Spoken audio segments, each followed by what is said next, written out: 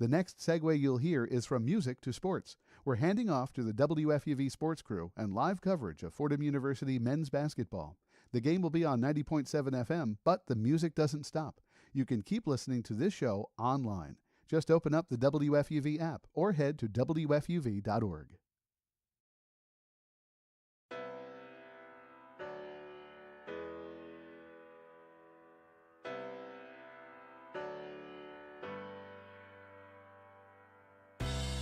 For Fordham men's basketball, the 2024-25 season didn't start the way they would have hoped.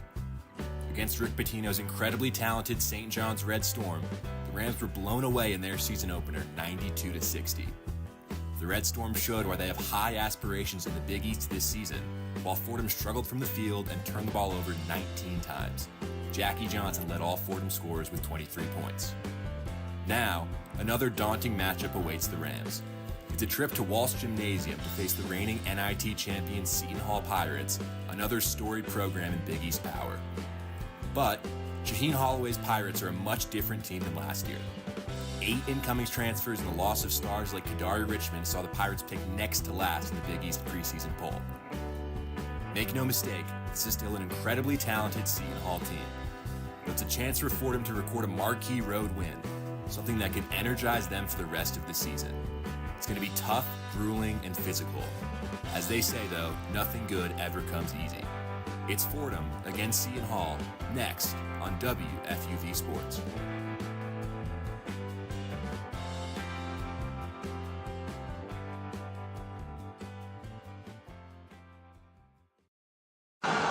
From the Walsh Gymnasium on the campus of Seton Hall University in South Orange, New Jersey, this is Fordham men's basketball on WFUV Sports. This afternoon, for the first time since 2001, the Fordham Rams are set to take on the Seton Hall Pirates in the second game of the season for both these teams.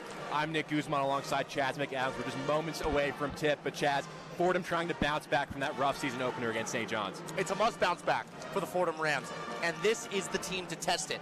The Seton Hall Pirates, while not having a great outing, still got to win versus the St. Peter's Peacocks in their opener at the Prudential Center. What I'm looking for the Fordham Rams is minimizing the turnovers. We saw how Seton Hall was able to separate at the end of that St. Peter's game, was their full court press, was forcing a lot of turnovers. Fordham with 19 versus St. John's team that didn't show as much physicality as Seton Hall might tonight. So the scout for the Pirates is probably going to be to press up. Fordham's got to take care of the basketball and make sure they score their points the right way. We have starting lineups for you here, starting with Fordham, Jaffe Medor, Will Richardson, Ramad Dean, Jackie Johnson, and Matt Zona. That's the 5. For Seton Hall, Dylan Adewusu, Chauncey Jenkins, Prince Aligbe, Garway Dual, and God's Will Eriherene are the 5 for the Pirates. We are ready for tip here in the Walsh Gymnasium. Just one of 2 games that Seton Hall will play here this season. The rest coming at the Prudential Center. Big East versus Atlantic 10. Both teams picked second to last in their respective preseason polls. A lot of doubters for both these teams trying to prove a point about why they shouldn't have been picked that low. Absolutely. This is a defense-on-defense matchup. It's going to be energy versus energy. Love the way that Holloway and Ergo have made their teams believe in them on the defensive side of the ball, respectively on both sides. Should be an outing for the ages, Nick. Fordham in maroon, Seton Hall in white. The Rams moving from right to left, Seton Hall from left to right. Zona versus Eriherene on the opening tip. And we are underway in South Orange. Eriherene got the tip, but goes out of bounds on the sideline. Fordham basketball to start. And that's the way you want to see it if you're Fordham, you know what I mean? You need to get possessions early. You get a quick hitter set from Coach Keith Ergo. You got to get your scoring up early. Fordham offense really struggled against St. John's. We'll see what they do here this afternoon against Seton Hall. Will Richardson at the Seton Hall logo for the Rams. Pass out right side, Matt Zona. Hand off to Jaffe Medor. Now Jackie Johnson in the middle. The bounce pass down low for Ramad Dean. He's fouled as he went up for the layup. And Ramad Dean will shoot 2 at the line. And Fordham looks comfortable in the offensive set there. I know early in one play, but you like to see Matt Zona not settling for anything too rough. Jackie Johnson able to get that thread pass through to Ramad Dean, and Ramad going to the line. It's, again, the free throw line has been the story of the season last year for the Rams, especially with guys like Josh Rivera showing some struggles there. Hopefully this is the season where they turn it around. Fordham shot just 12 of 20 from the line against St. John's. Wouldn't have made a difference in the end, but there are going to be games this season where free throws are that critical as Ramad Dean knocks down the first one. And you love to see Ramad Dean not taking as many shots as I would have liked to see in that opener. You know, in the two preseason scrimmages, there are plays designed for Ramad Dean to make his own offense. And then you go to St. John's and you don't see that as much. So definitely looking to see more offense out of number 2. He misses the second off back iron, rebound secured by the Pirates, and Dylan Adewusu hands off here for Garway Duwall to lead the offense. The Prince of League Bay attacking Will Richardson, goes up with the right hand. The bank shot no good. Rebound secured by Ramad Dean, and Jackie Johnson can carry back ahead for the Rams into the front court. Johnson bounce passes the near side wing. This is Jaffe Mador. The screen up top from Ramad Dean. Mador fakes the 3. Now Dean on the near side wing. Jackie Johnson now at the Seton Hall logo. Looking for some space. Johnson to the lane. The lefty shot with one hand, no good. Zona to the offensive board. Johnson now swings it wide for Richardson. He pumps down low to Zona, working in the paint. Zona, some contact. His shot wouldn't go. Rebound secured by Araherene. Dylan Adewusu the other way for Seton Hall. Out to the far side, it's Garway Duwall. Gets inside on Zona, the pump fake, the feed inside Araherene. Couldn't get the layup to go. Rebound by Ramad Dean. Richardson the other way as Fordham pushed the pace. This is Jackie Johnson on the far side. Zona pumped the 3. Johnson to the lane, the jump step. Got up in the air, contact, no call. The other way comes Chauncey Jenkins for the Pirates. Jenkins to the lane, lefty lay, no good. Again, it's loose down low. League Bay fighting for it. Matt Zona comes away with it. 18-20 to go in this first half. It's still just 1-0 Fordham. No made field goals yet for either side. Jaffe Mador on the far side wing for the Rams. Handoff for Will Richardson. Straight away now it's Jackie Johnson. Zona sets the screen up high. Johnson for Zona straight away. Mador now on this near side wing. 5 to shoot for the Rams. Mador has to make something happen here. Pulls up from mid-range. The shot clock goes off. He rattles it in and out. Rebound secured by Araherene. Chauncey Jenkins on the far side wing for Seton Hall. At the free throw line now. Forced back by Jackie Johnson. Dylan Adewusu on this near side wing. The screen up high from Araherene. Got it around Richardson. Drives to the lane on Zona. Took the contact. Shot no good. But God's will, Araherene will go to the free throw line. Physical play on both sides. Seton Hall looking to get to the rack almost every time. Not an outside shot taken for either team. I said it was going to be defense versus defense, and that's what we've seen so far. Fordham, even though running 3 point guards almost, still able to keep up with the lankier League Bay with Adewusu, even with Chauncey Jenkins. It's amazing to see what the Rams are able to do with such little height versus a lanky team like the Pirates have. So 2 shots coming for God's will, Araherene, the freshman center, starting his 2nd game of the season. First free throw, no good. Scored just 2 points in that season opener against St. Peter's. Both teams in that game, Seton Hall and St. Peter's, shot under 35% from the field. It was a muddy game, very defensive, but the Pirates forced 19 turnovers from St. Peter's. I think those are the kind of games that Fordham likes to play, though. Urgo probably watched that game and loved it because he loves those scrappy defensive outings for basketball games. Second shot good from Araherene. We're all tied up at 1 with 17:30 to go in the first half. We knew it was going to be a scrappy defensive tilt, and through 2 minutes and 30 seconds, it's been just that, Chaz. I mean, yeah, 1-1. And now Seton Hall with the backcourt pressure as Fordham inbound underneath their own basket. Jackie Johnson with it in the backcourt as the Pirates retreat. Johnson across the timeline accelerates. Force back, handoff outside for Will Richardson. At the Seton Hall logo, the screen up top from Ramad Dean. Now pushed out to the far side wing for Jackie Johnson. 10 seconds to shoot for the Rams. More pressure on the perimeter from the Pirates. Jaffe Mador penetrates. Look to step back from 3. Swung out to the far side wing. Ramad Dean has to get it up. His 3 in and out. Rebound secured by Prince of League Bay. And the Pirates can go back the other way. Still tied at 1. Under 17 to go in this first half. Dylan Adewusu up high for the Pirates. The pass inside. Garway Duwall looked like he pushed off. No call. And he finishes. 3-1 Seton Hall Pirates. 16:39 to go in this first half. Jaffe Mador across the timeline for the Rams. Handoff on the far side for Jackie Johnson. Bounce pass to the logo for Will Richardson. Johnson will try the long 3. He connects from 3 steps beyond the arc. Jackie Johnson hits the three. 4-3 Fordham, 16:20 to go in the first half. Dylan Adewusu with pressure from Fordham. He lost the handle, stolen away by Jaffe Mador. The Rams with numbers, pass inside for Dean. He pumps and he finishes with the right hand. There we go. Fordham playing their way. Love to see a Jackie Johnson long three into a steal and a Romad Dean layup. 6-3 Rams, more pressure coming in the backcourt with 16 to go in this first half. Garway Duwall commanding the offense for the Seton Hall Pirates.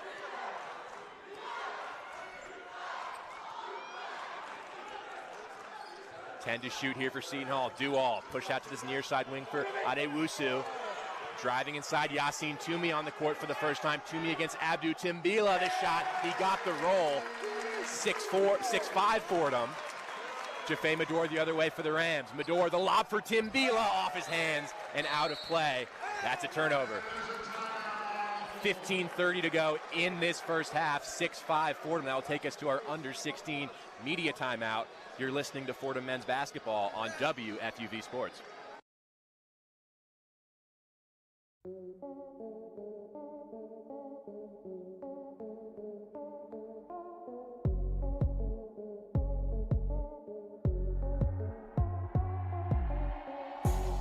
I'm Isabella Terracini. And I'm Barrett Spreitzer. We're two of your hosts for College Gridiron, the exclusive home for all things college football on WFUV Sports. Join us as we break down the biggest matchups of the week, Heisman hopefuls, and college football playoff previews. Listen in on Spotify, Apple Music, or wherever you listen to your podcasts.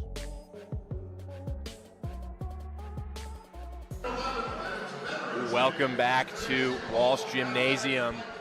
Early here between Fordham and Seton Hall. The Rams with a 6-5 lead with 15:30 to go in the first half. Chaz early on, a muddy defensive affair, but Fordham finally getting some shots to fall. The Jackie Johnson three, and then the turnover leads to the Dean layup. Yeah, I mean, those are the shots you want to see from Jackie Johnson. You knew what you recruited out of UNLV and formerly Duquesne. You know he likes to shoot. You know he likes to shoot long. So if he's going to take those shots, you got to be able to live and die by that. And you also love to see the defense. Again, what we said, Seton Hall is going into the press early. They know Fordham can get uncomfortable with the basketball. It is very important for Keith Ergo to tell his players, taking care of the basketball in your own backcourt is the way you will win this game. Seton Hall does not seem to be comfortable on the offensive end. The shots they're taking at the rim are not on the flow of their offense. Shaheen Holloway has to get his guys to get into the rhythm, make sure they're taking more outside shots like they like to. You need to see Dylan Adewusu drive into the rack more. You need to see Chance Jenkins with some more play like that as well. If I'm a Pirate faithful, I'm looking to see more shots in the flow of the offense. If I'm a Ram faithful, I'm looking to see them take care of the ball in the backcourt for the entire 40 minutes of this basketball game. And that's something that Coach Ergo harped on when I got a chance to talk to him the other day, was those 19 turnovers against St. John's. That's just unacceptable because a lot of those were unforced. They're coming off inbound plays, things that you really can clean up. And he's touched on before wanting that number to be down closer to 10. I think if Fordham can live in that sort of neighborhood in terms of turnovers, so you're going to turn the ball over if you're trying to make things happen on offense. It's going to happen, but it just can't be a high number like 19. Yeah, you got to be able to live within that 10 to 15, window, just to give yourself a chance, Nick Guzman. So, coming out of the media timeout, Seton Hall will inbound underneath their own basket, following the turnover on that attempted lob to Abdou Timbila. And Fordham, coming out of this timeout, will press high. Josh Rivera on the court here for the Rams. Coming out of this timeout, Romad Dean applying the ball pressure. They get it in there to Dylan Adewusu. And now Isaiah Coleman to Toomey. And finally, Seton Hall can cross the timeline on the far side through Dylan Adewusu. Handoff up high for Chauncey Jenkins. Coleman, pass to Toomey, deflected by Timbila, comes back to Coleman, he lays in with the left hand. Isaiah Coleman with the bucket. It's 7-6 Seton Hall, 15:05 to go in the first half. Will Richardson across the timeline on the far side. Hands off for Jackie Johnson. The screen up top from Josh Rivera. Now it's Rivera straight away. Rivera backing down in the lane, gets to the paint. The hop step inside, the righty shot no good. Last touch off Fordham as that ball went out of bounds on the baseline. Seton Hall basketball. Yeah, Josh Rivera kind of taking command of the offense. They're not getting the call he was looking for under the rim. need a better shot there from the Rams. So Coleman will inbound here for the Pirates. More backcourt pressure applied here from the Rams. Chauncey Jenkins with Jackie Johnson watching him closely. Jenkins into the front court, the pressure from Dean. They get it to Coleman on this near side wing though. Coleman pushed out center court to Dylan Adewusu. Johnson applying some pressure. Yassine Toomey against Timbila, gets into the lane. The acrobatic layup from Yassine Toomey. Pretty play, 9-6 Seton Hall, 14:20 to go in the first half. Richardson into the front court for the Rams. Hands off to Rivera. And swung all the way out to that far side for Jackie Johnson. Toomey defending him. Johnson gets to the lane, the drive, contact, and he'll go to the free throw line. The shot was blocked away, but Jackie Johnson will shoot too. Yeah, Jackie, that is his game, you know what I mean? If he keeps making those long threes like he did before the under-16 media, he's going to draw defenders out. He's got a quick handle, nice quick first step. He's going to be able to blow by them and collapse the defense, either kick out for a Mador 3 or a Richardson 3, or draw some contact of his own and get his points at the free throw line. You can see whenever the ball is in Jackie's hands, he wants to attack. I mean, he's a scorer. That's what he's here to do. Against St. John's, 8 of 19 shooting, 23 points, led the way for Fordham. Maybe some ill-advised threes taken in that one as he misses his first free throw off front rim. But someone has to take the shots, and Jackie clearly is willing to. Exactly. You know what I mean? You're without, 2 years ago, you're without your Quisenberries and your Khalid Moores. Someone has to take the shots. And if it's going to be Jackie Johnson, you know those shots are going to be long threes and floaters. Zach Riley checked into the game here for Fordham. Second free throw from Johnson is good. He goes 1 for 2 from the line. 9-7 Seton Hall, 14:04 to go in the first half. More backcourt pressure coming from the Rams. It's into Isaiah Coleman. Double team here with Johnson and Rivera. They get it across the timeline though through Chauncey Jenkins into the paint. Blocked away by Timbila. It's going to be a goaltend though. Ball was almost in the basket when Timbila rose up and got it. Yeah, he got it on the rim. Bouncing off the rim. A little late to that defensive rotation there for Abdu. But the sentiment's obviously there, but the points still go up on the board. 11-7 in favor of the Pirates. 13:55 to go in the first half. Both teams pressing in the full court. Zach Riley to inbound underneath. He had some trouble in this spot against St. John's. Riley needs to get it in, gets it to Mador. He's able to break through. He's got 2-on-1 with Timbila. Mador all the way himself. The lefty lay off glass, didn't hit the rim. Rebound secured by Isaiah Coleman. Chauncey Jenkins at the Seton Hall logo. Jenkins pushed out to that far side wing. That's Isaiah Coleman. Watched closely by Johnson. Jenkins pumps the 3, gets inside the feed for Toomey. Beautiful finish there. Yassine Toomey. 13-7 Seton Hall. Mador in the backcourt for the Rams. Now to Jackie Johnson. Zach Riley on this near side wing. The screen up high from Josh Rivera. Rivera now straight away. Drives to the lane, step back, thought about it from mid-range instead, kicks out to Johnson. He'll try a deep triple off front rim and out. Rebound secured by Scotty Middleton of Seton Hall. Middleton. Now Jenkins straight away for the Pirates. Working against Zach Riley, the crossover. He took a bump, and that's going to be a foul on Zach Riley. As Jenkins lost the handle, Riley penalized. Yeah, I mean, an interesting call, to say the least there. Jenkins looking to back Riley down on the post. Riley's been hitting the gym. Obviously not going to allow that to happen too easily. Jenkins loses the handle on his own hip, and it's called a Riley foul. Interesting move there from Stripes. So Seton Hall will inbound underneath. Matt Zona back in the game for the Rams. Abdu Timbila takes a seat on the bench. 13-7 Pirates with 12:48 to go in this first half. It's into Yassine Toomey. Straight away Middleton swung all the way out to this near side wing for Chauncey Jenkins. This is Adewusu now, gets to the lane. Adewusu pump fake. We're going to get a foul on Zona, and Dylan Adewusu will go to the free throw line. You can't bite on that. I mean, there's so much length on the Seton Hall team. I know I keep talking about it, but you have 6'7" Scotty Middleton being guarded by 5'11" Jackie Johnson. And that's the matchup. That's not a mismatch that happened off a switch. That was off an inbound intentionally. You know what I mean? So the Rams have to use their bigs to their advantage. And Matt Zona, you got to be more disciplined in the paint there. 2 shots for Dylan Adewusu. The first one is perfect. Adewusu, the leading returning scorer for the Seton Hall Pirates with 8 transfers coming in. But Adewusu, the one shred of continuity that you have in terms of a starter, started all 34 games for the Pirates last season on their way to an NIT championship. Yeah, you love Adewusu's game. Very physical, loves to get to the lane, loves to use, some boulder shoulders and his dribble to score his points. Second free throw off back rim and out. 14-7 Seton Hall. Jaffe Medor attacks to the lane. Zach Riley now near side wing. Pushed out up high for Medor. The flip to Jackie Johnson. Johnson out to that far side for Josh Rivera. Straight away Tim Bila. Now Jackie Johnson again. 6 seconds to shoot. Johnson against Toomey. Rivera pumps the three. He's got to put it up. He does. Rivera knocks it down. 14-10 with 12:10 to go in the first half. Backcourt pressure from the Rams. They get around it though to Middleton, who can cross the timeline in the front court to double team with Riley. That's a steal. Zach Riley the other way to Jaffe Medor. He rises up and lays it in. 14-12. Under 12 to go in this first half. Fordham's pressure again paying dividends.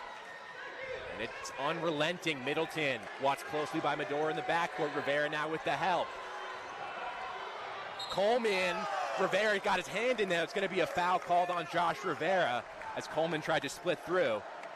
With 11:41 to go in the first half, it's 14-12.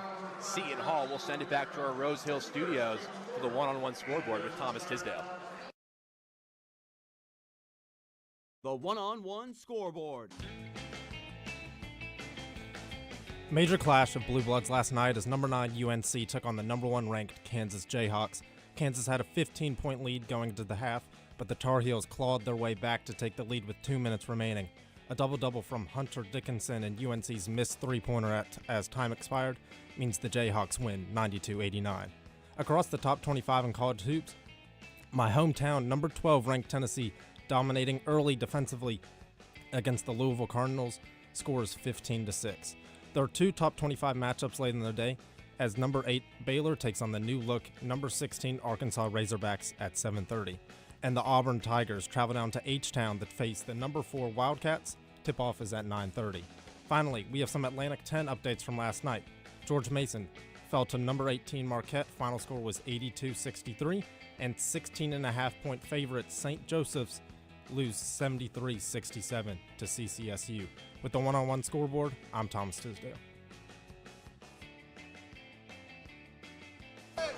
Welcome back inside the Walsh Gymnasium. Fordham and Seton Hall in a close one here with 11:41 to go in the first half. The Pirates on top of the Rams.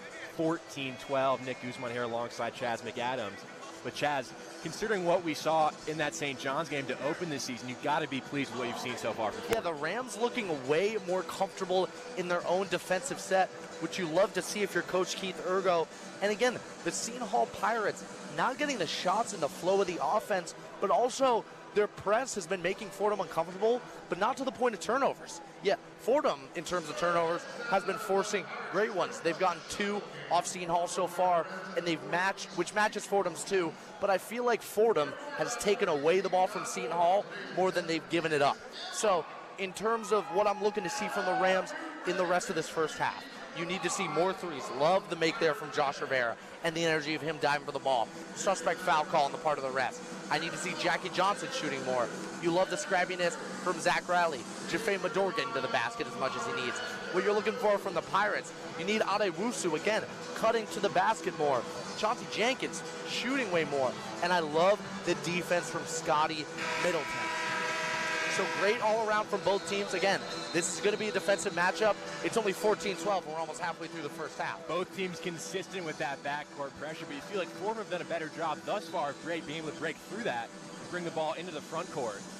But obviously you have to stay focused with the pressure continuing. 11:42 to go in this first half. 14-12 Seton Hall. But the key, if you're in this press, you have to remember your foul counts.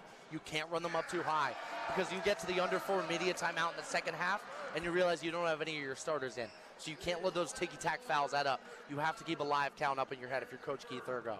Seton Hall will inbound in the backcourt, and once again, 4 Rams providing that pressure. It's going to be Scotty Middleton to inbound for the Pirates. Into Dylan Adewusu. Now the Rams retreat. Adewusu crosses the timeline.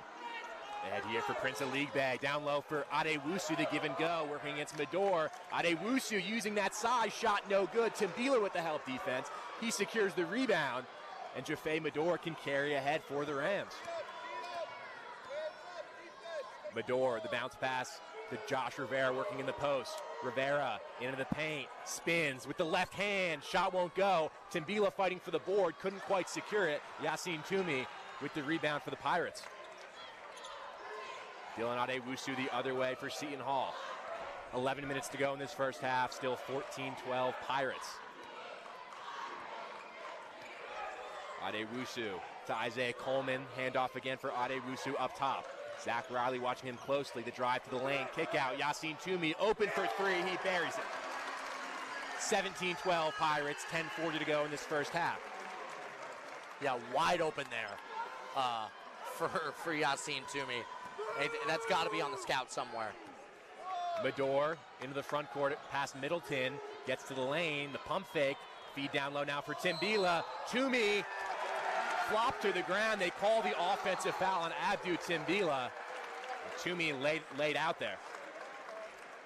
That's a flopper's flop right there from Yassine Toomey. I mean, that's textbook, though. You see the guy you're guarding drop his shoulder like that, and you know you can get Shakespearean level 3 theatrics going on there in the dunker spot. 17-12 Seton Hall, 10:24 to go in this first half. Timbila called for the offensive foul. Pressure continues here in the backcourt for the Rams. Middleton looking at inbound. Gets into Adewusu, watched closely by Zach Riley. Adewusu just now advances into the front court. 18 to shoot here for the Pirates. Coleman straight away for Toomey. Pushed out to that far side. Adewusu. Medor went for the steal, didn't get it. Adewusu the drive, shot no good. Timbila with the rebound, couldn't quite secure it. They're going to say that's Fordham basketball. It looked like it was off Timbila's hand last. And I think they're going to look at that one. I don't think they are. No. I think the St. John's faithful is very upset, and I would say for a good reason, because Abdou just dribbled that ball right out of the back. Looked like it clearly went off. Right out of the back. Looked like it clearly went off Abdou. Fordham get the break. They inbound here to Will Richardson. Under 10 to go in this first half. Richardson working against Isaiah Coleman. Josh Rivera now. The handoff up top for Jaffe Medor on this near side wing. The step back triple. That's an air ball from Jaffe. Timbila tried to save it. Medor dives for it. On the ground goes Aligbe. Now Toomey, Zach Riley has it. It's going to be a tie up here. What effort from Zach Riley to jump on that basketball. It's going to be a jump ball. Possession arrow favors Seton Hall, so they'll take possession. But still, great effort there on the loose ball by the Rams. You love to see. There were 5 maroon jerseys on the ground. I mean, that was the result of a less than efficient offensive play. But you love to see the effort, especially if you're Coach Keith Urgo, the attitude system. We've been harping on it all preseason and at the beginning of the season, and especially out of Zach Riley. Just resilience, able to get his jersey on the hardwood and make sure that the possession for Seton Hall, if it's going to come, it doesn't come easy. 9:31 to go in the first half. It's 17-12 Seton Hall. They'll take possession here. The referees conversing. And it's going to be Seton Hall basketball. Middleton will inbound in the backcourt. Seton Hall team that won the NIT championship last season under head coach Shaheen Holloway. But such a different looking team. I mean, you think about Kadari Richmond now with St. John. So many of their stars have moved on. There might be a bit of a learning curve here for the Pirates as we get going this season. In the front court is Middleton. He'll pop the triple from straight away. In and out. Rebound secured by Rivera. He got bumped. That's going to be a foul against Scotty Middleton. Yeah, you love to see that out of Fordham, able to, everyone's crashing the glass. Again, I can't talk about these matchups enough. You have a 6'7" Garway Duval guarded by a 5'11" Jaffe Medor successfully, Nick. And that just shows the heart, the attitude, no pun intended, that Keith Urgo has put into these players to make them want to guard people that they thought would be mismatches. Big hand here for Gussie Alden checking into the game, the transfer from Wisconsin. The long pass into the front court, the football throw to Josh Rivera. He comes down with it and finishes. The Hail Mary play works, and the Rams get the 2. Middleton the other way for Seton Hall. Another turnover in the backcourt. Richardson, the lob for Rivera, couldn't slam it home. It comes to Medor, though. He lost the handle underneath. Medor for Jackie Johnson, the near wing 3, no good. Tim Bila with the putback slam. 17-16, the Rams are within 1. That fires up the Fordham bench with 8:54 to go in the first half. And that's a timeout for Shaheen Holloway. The full court press for the Fordham Rams, not letting the Big East scare the A-10 in them. Great hard work out of the kids from the Bronx. What a sequence for Fordham. First, the Hail Mary pass to Josh Rivera. And that step through gather layup is great. Like, the thing about Josh Rivera, a lot of the criticism that comes to him, no matter what, his offensive bag at his size is one of the best wings in the Atlantic 10 Conference. When he gets the opportunity to get real one-on-one action, there's a lot of people that can't guard him. But yeah, how about Will Richardson, QB1, doing his best Tim DeMorat impression out of the baseline. And then getting the steal off the inbound, and Fordham go back the other way. How about Abdou Timbila sticking with the miss and rising up for that putback slam? What a sequence for Fordham. You blink and they're within 1 with 8:54 to go in this first half. How can you not love college basketball, Nick? I'm having so much fun, guys. This is literally so electric. This is awesome. Isaiah Coleman will inbound in the backcourt for Seton Hall with Josh Rivera providing the pressure. They get it in there to Garway Duall. Coleman flips it up ahead. Chauncey Jenkins open in the corner. That's a 3 from a league bag, and he rattles it home. The press doesn't work that time for the Rams. It's 20-16 Seton Hall. 8:40 to go in the first half. Jaffe Medor across the Seton Hall logo for the Rams. Josh Rivera straight away. Fakes the handoff to Johnson, now gives it to him. Back to Rivera on this near side wing. Gets inside, Rivera. Yalden went up for it. Rivera rejected. Seton Hall the other way in transition. Great defense there from Gus Yalden just on the court. Isaiah Coleman has it on that far side wing for Seton Hall. Coleman gets to the baseline. Can't quite finish. Yalden the O-board. He stepped on the baseline. Out of bounds. It's going to be Fordham basketball. Abdou Timbila. There's questions about him as that A-10 defensive preseason player, and he just showed you why the A-10 poll had him selected there. Great defense there from the 5-man. So we got the Gussie Alden fan club sitting behind us. Oh my gosh. The Pirate student section is going crazy right Will now. Richardson will inbound underneath. More full court pressure coming from Seton Hall. Josh Rivera has it for the Rams. Now Medor. 2016 Seton Hall with 8 minutes to go in the first half as the Pirates retreat. Medor attacking on that far side wing. Lost the handle. Can he get it back? It's loose towards the baseline. Out of bounds off of Jaffe Medor. That's a turnover. Seton Hall basketball with 7:51 to go in this first half. That will take us to our under 8 media timeout. It's Seton Hall 20, Fordham 16. You're listening to Fordham men's basketball on WFUV Sports.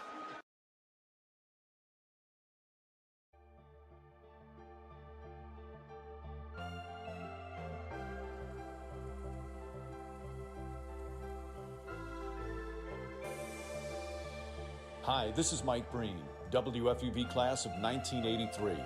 WFUV is the flagship station of Fordham Athletics with live coverage of Fordham football, Fordham men's and women's basketball, in addition to Saturday one-on-one.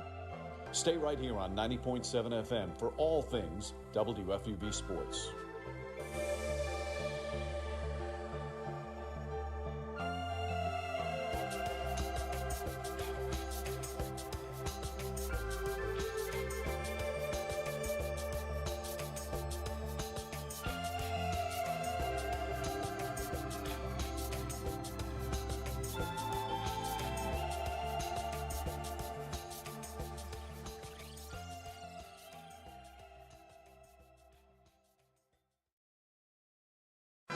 Welcome back to the Walsh Gym.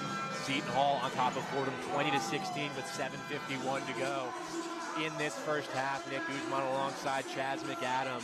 Chaz, both teams really committing to that full court press here. it's worked for both teams, but Fordham in particular forced some big backcourt turnovers. Definitely. I mean, that is how Fordham's gotten most of their points this game, has been their full court press. In the half court, again, you see some of these matchups and you get a little concerned for the Rams.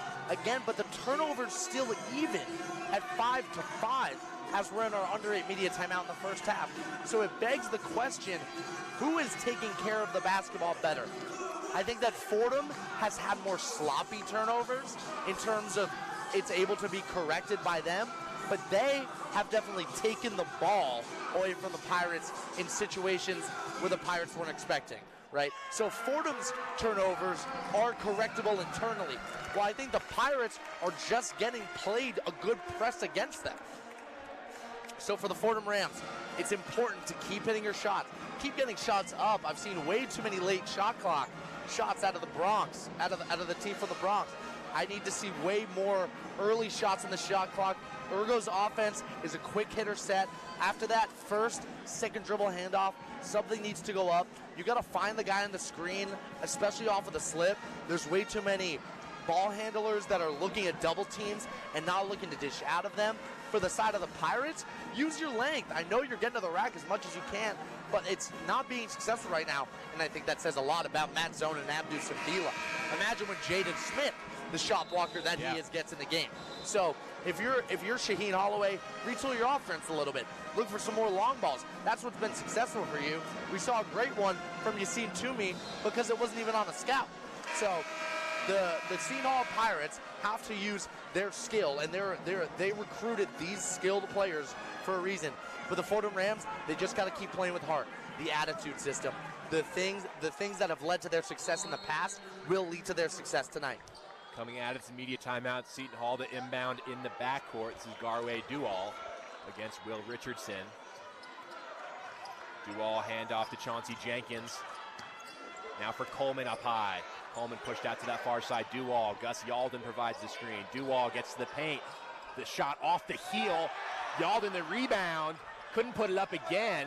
It comes to Seton Hall in this near side corner through Chauncey Jenkins. To Gus Yalden. The bounce pass for a league bay. Couldn't finish.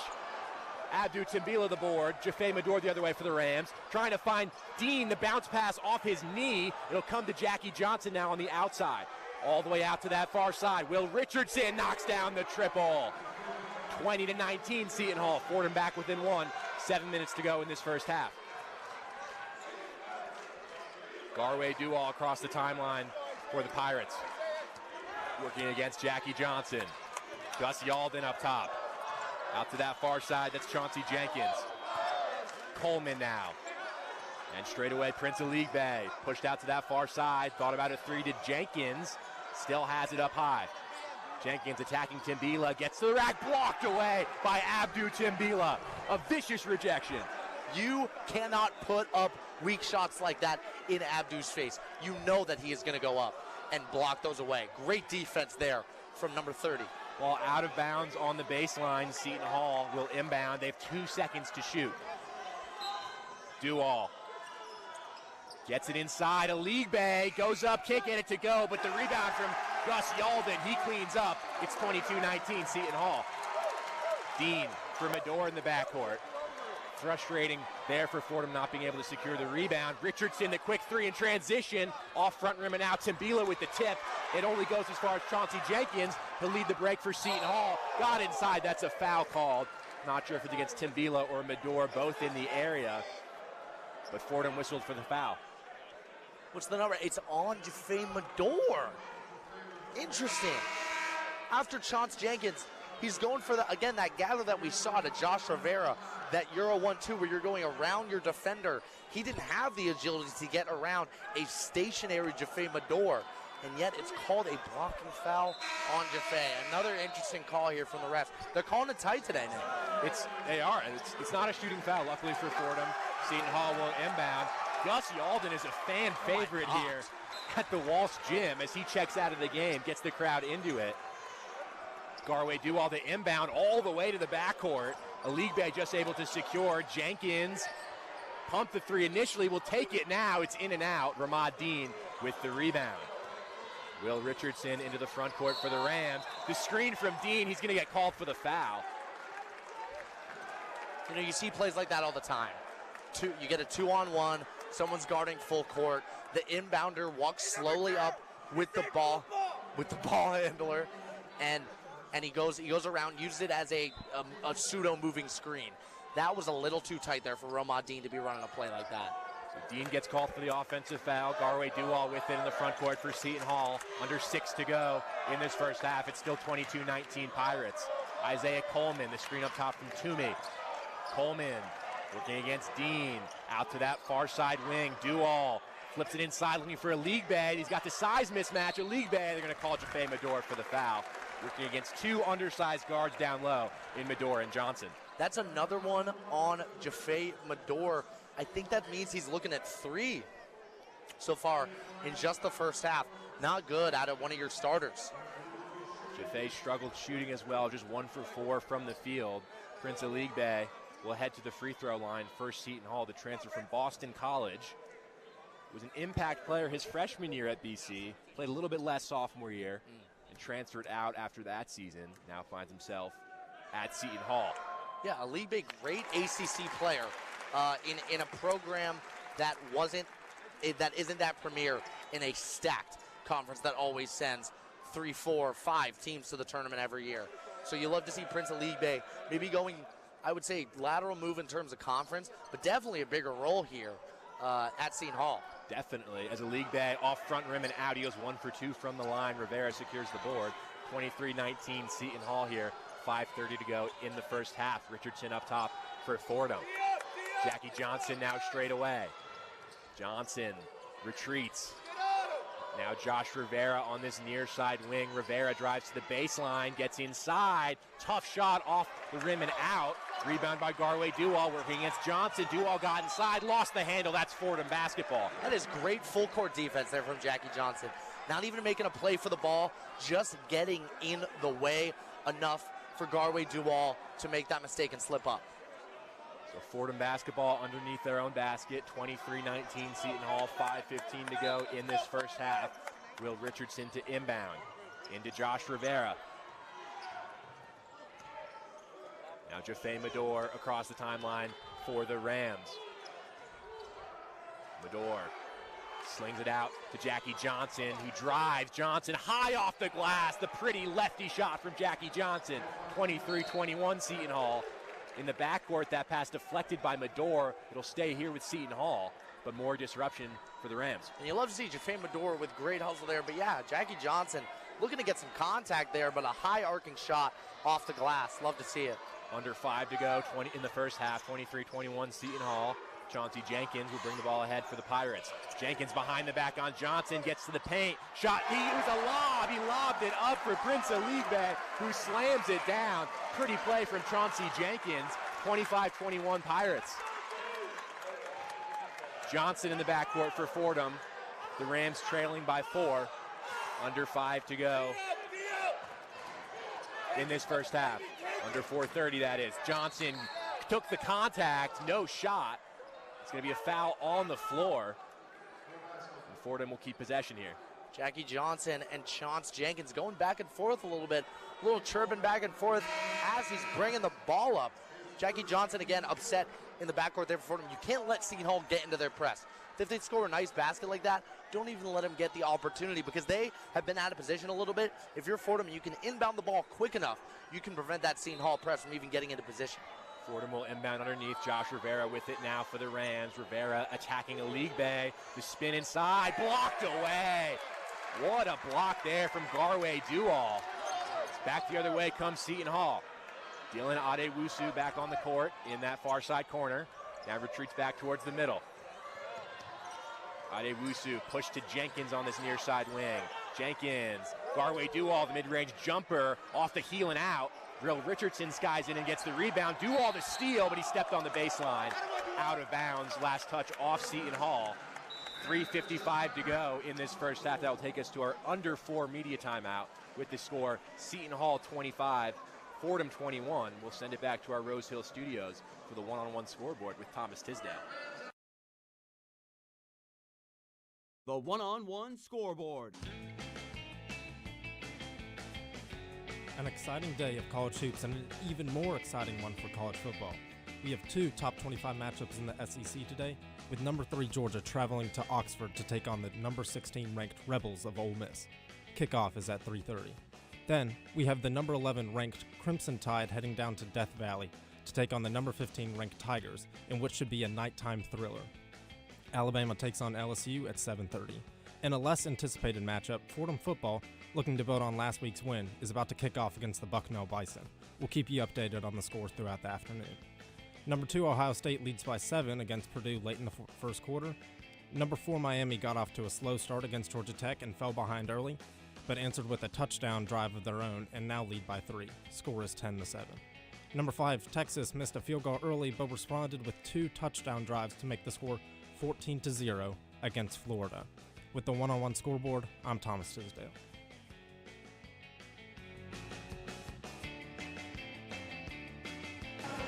Welcome back inside the Walsh Gymnasium with 3:55 to go in the first half. The score is Seton Hall 25, Fordham 21.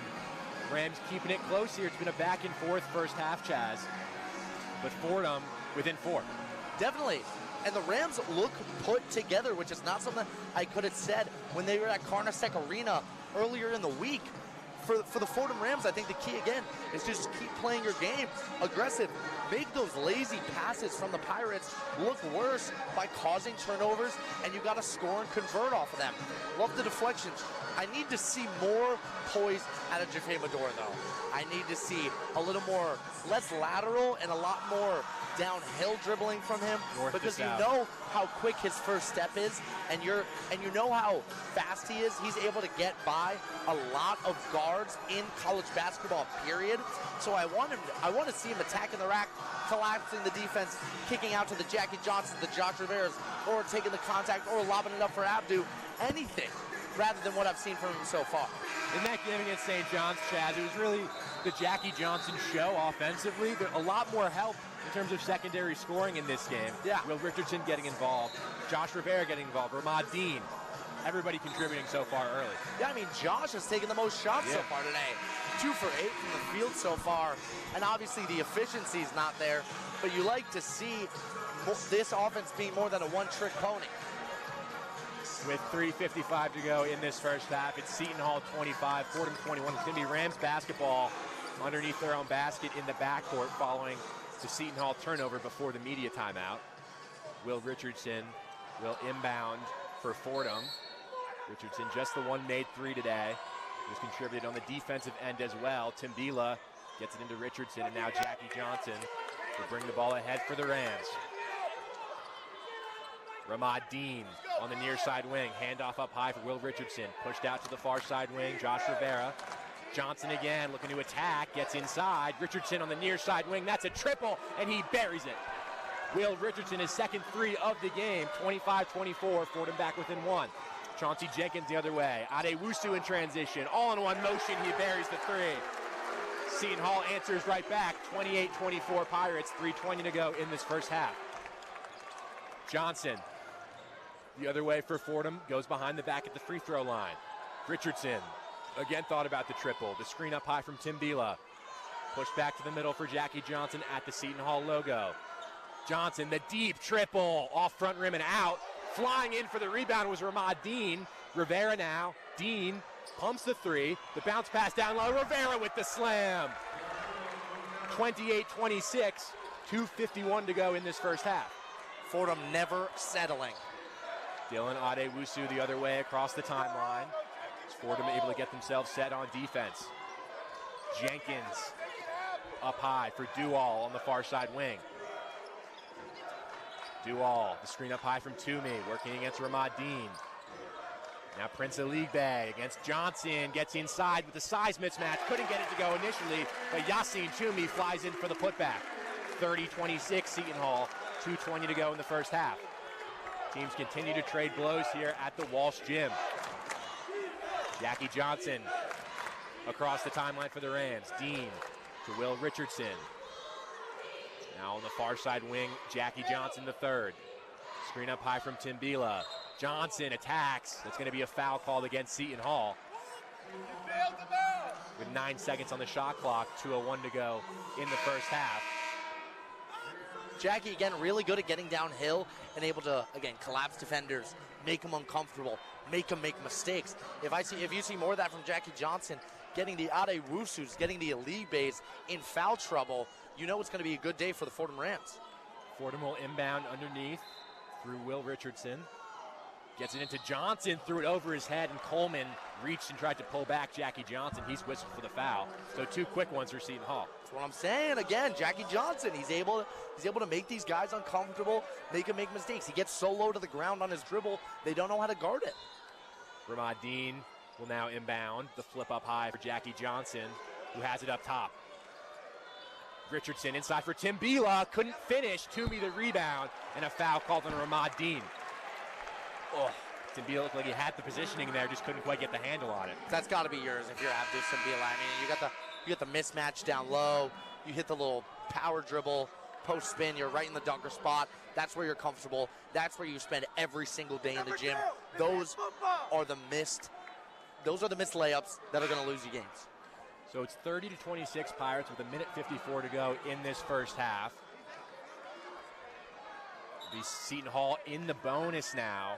So Yassine Toomey will shoot 1-1 from the line. 3 fouls on Ramad Dean in the first half as well. Not good if you're Fordham as one of your primary defenders, especially with how lanky this Pirate team is. Dean out of the game, Zach Riley in. Toomey misses the front end, and Timbila can secure the rebound. Fordham will go back the other way.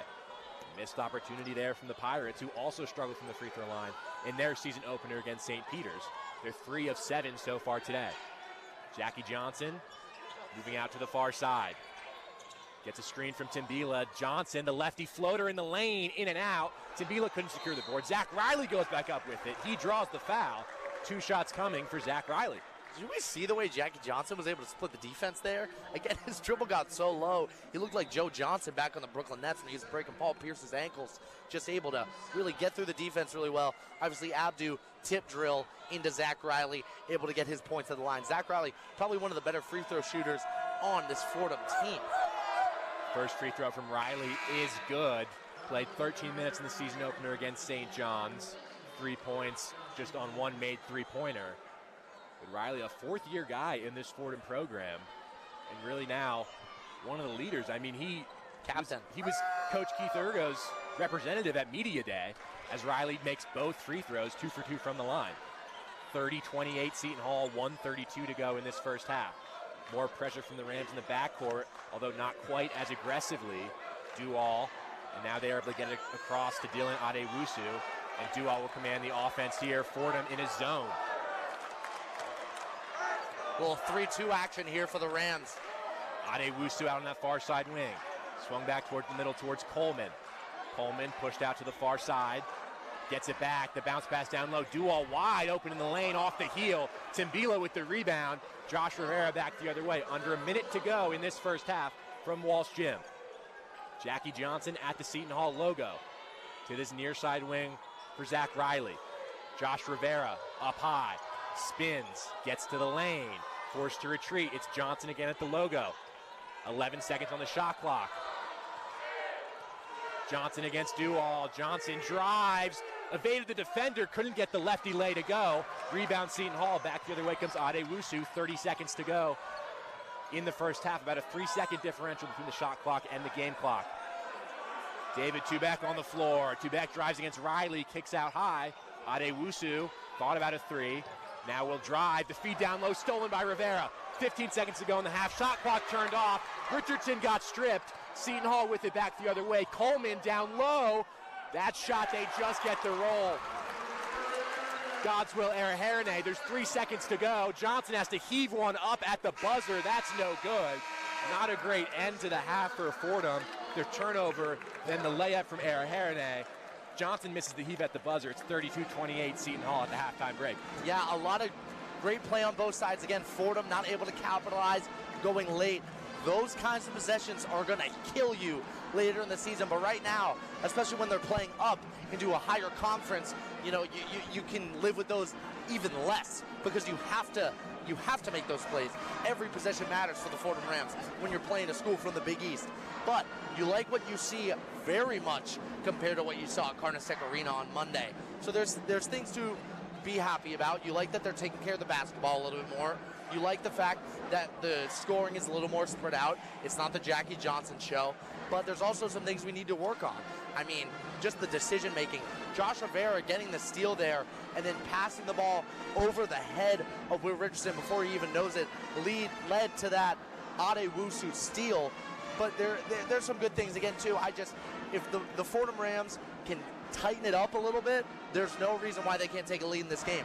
On the side of the Pirates, they're continuing to play their game, taking more outside shots, as I said, able to capitalize. Their shots just really aren't falling. So the Pirates can just keep taking the shots that they want and eventually hope that they'll fall. But the Fordham Rams have some concrete changes that they need to make in order to take control of this game. We're at the half here at the Walsh Gymnasium. Seton Hall 32, Fordham 28. We'll send it back to our Rose Hill studios for the one-on-one halftime report with Owen Kelty. The one-on-one halftime report.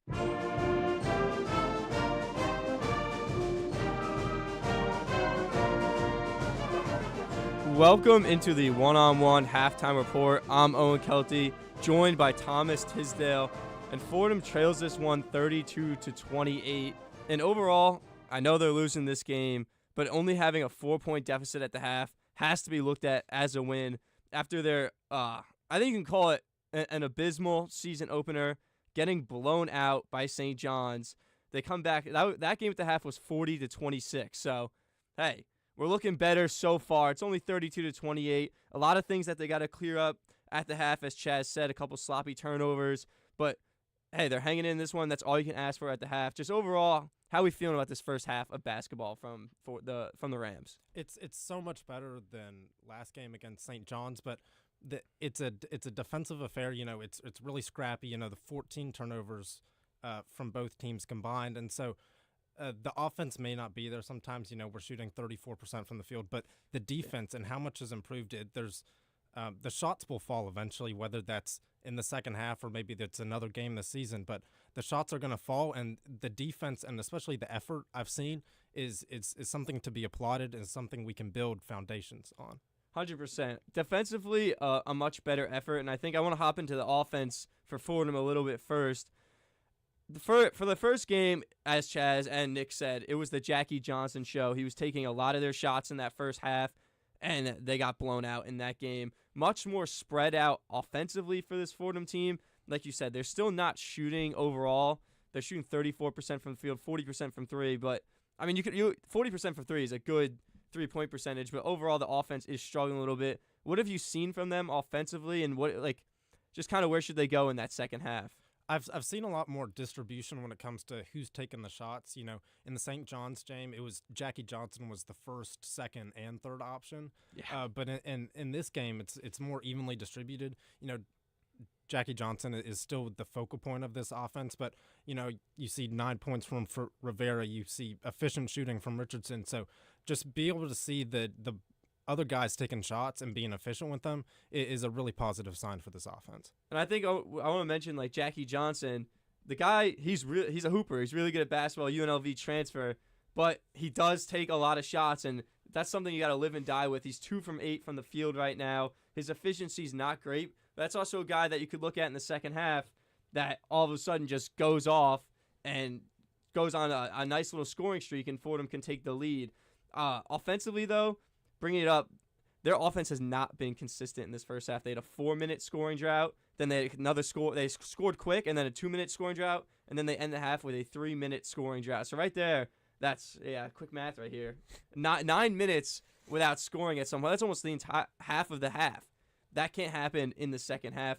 What do you think is leading to these scoring droughts, and what can they do to fix that, you think, in the second? I mean, Seton Hall is known for the defense. The first game of the season, I think they only scored 57 points and still won by 4. Mm-hmm. So Seton Hall is going to play a tough defense, especially inside. They've got great centers and great people who can rebound and prevent second chances. But ultimately, I think Fordham I think they need to open up the perimeter a bit more. Jackie Johnson's a streaky shooter, so if he gets hot, the Seton Hall defense will step out to him, and that opens up space inside for our big men. And so just I look for just the shots begin with falling at some point, and I think that is something that can happen and will happen later in this game. Yeah, the shots, hopefully, for this team, the Fordham's offense is on the same relative pace as that St. John's game, but defensively they looked so much better that I kind of want to focus on the defense now. Seton Hall, they are shooting 60% from three, but it is 3 of 5. So they have looked good chasing maybe Seton Hall off that three-point line and keeping it in a close game. Seton Hall shooting 43% from the field. So I think when you look at how poorly Fordham's shooting, and then, I mean, Seton Hall's shooting better than them, but it's only a 4-point deficit. I think you could be happy with the half, how they've played defensively. Yeah, I mean, absolutely. You know, Fordham's forced 7 turnovers and gotten 8 points off those turnovers, and they haven't really allowed a ton of offensive rebounds. You know, they've only allowed 7 compared to Fordham's 5. So I think you're going to be happy with the rebounding margin. It's only +4 in Seton Hall's favor, and so I think Fordham I think they're stepping up their game and stepping up their physicality to match Seton Hall, and so I think that's something that can translate into the second half of this game and later down the season. If Fordham can continue to play this physical style defense, you know, good things will happen. And then even if the shots aren't falling like they aren't in this game, you know, they're still only down by 4 and they're still in with a chance to win this game. And Seton Hall, it's a Big East matchup. This is one of the better conferences in the country. So when you're looking at how Fordham played in their opening game, to be able to come out and play this strong of a first half against an opponent who, I know Seton Hall has been ranked lower on the end of the East, but it's still a Big East versus A10 matchup, and Fordham seemed to come out and take that personally. We've seen a lot of really good hustle plays from the Rams. Zach Riley's diving on the floor. You've seen a lot of good steals from them, a couple alley-oop plays. I think overall you just have to like the effort that you saw from Fordham in that first half. And something that we saw from Fordham basketball last year was it was a team of two halves. Either they would start the game very poorly in the first half, then they'd come out in the second half and they'd look amazing, or they'd start the game amazing, have a lead at half, and then they'd come out and shoot poorly.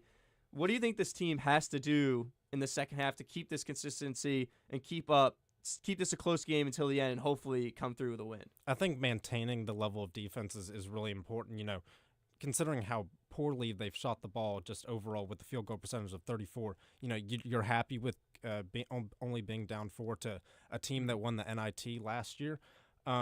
But ultimately, I think Fordham needs to focus on getting good quality looks for all their players, not just Jackie Johnson. You know, Jackie Johnson is going to take those shots, you know, at the end of the game. Who's going to be the one that takes the shot? I think you have to give it to Jackie Johnson just because, you know, he's been that guy here and at UNLV. And so I think just focusing on getting good quality looks, especially inside against the Seton Hall defense, is going to be really important. And then just when you have those scoring droughts like we had in the first half, just maintaining just the level of defense and not being disheartened when the shots aren't falling. Yeah, it does not feel at all like Seton Hall has dominated this game, even though they've led for 15 minutes. Fordham led for 3 minutes early in the game. But as long as they can keep this close in this second half, Fordham, this is the game that this is the game Fordham wants to play right now. A dogfight that's kind of sloppy defense, sloppy offense, that's going to keep the game close and keep this game going. If they can keep the game at like how it was in that first half, I think there's a good chance for Fordham to take a lead in the second half. They do have to clean up some sloppy offense on their end, a lot of turnovers. At the end of the half, there was that they got the turnover, but then it was a bad pass, which ended up leading to the Seton Hall score. It could be only a 2-point game at the half.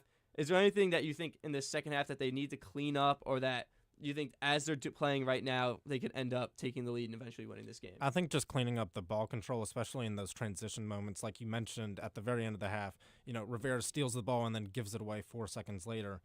So just eliminating moments like that, and especially Seton Hall is a team that's going to look for those turnovers that they can sort of pounce on and get points from.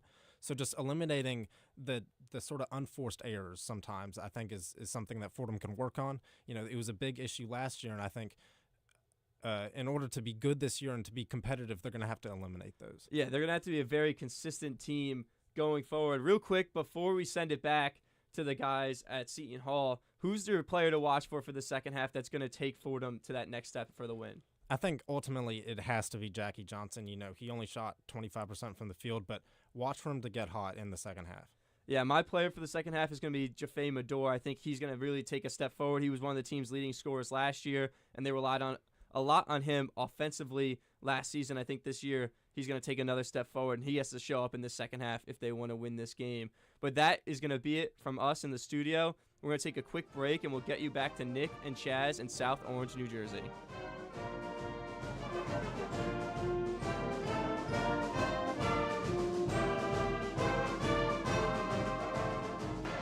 Welcome back to the Walsh Gymnasium here in South Orange, New Jersey. Seton Hall with a 32-28 lead over Fordham in this Big East versus Atlantic 10 matchup. Nick Guzman here alongside Chaz McAdams. Seton Hall led, Chaz, for over 15 minutes in that half, but Fordham has been close the entire way. Yeah, it's been an absolute dogfight.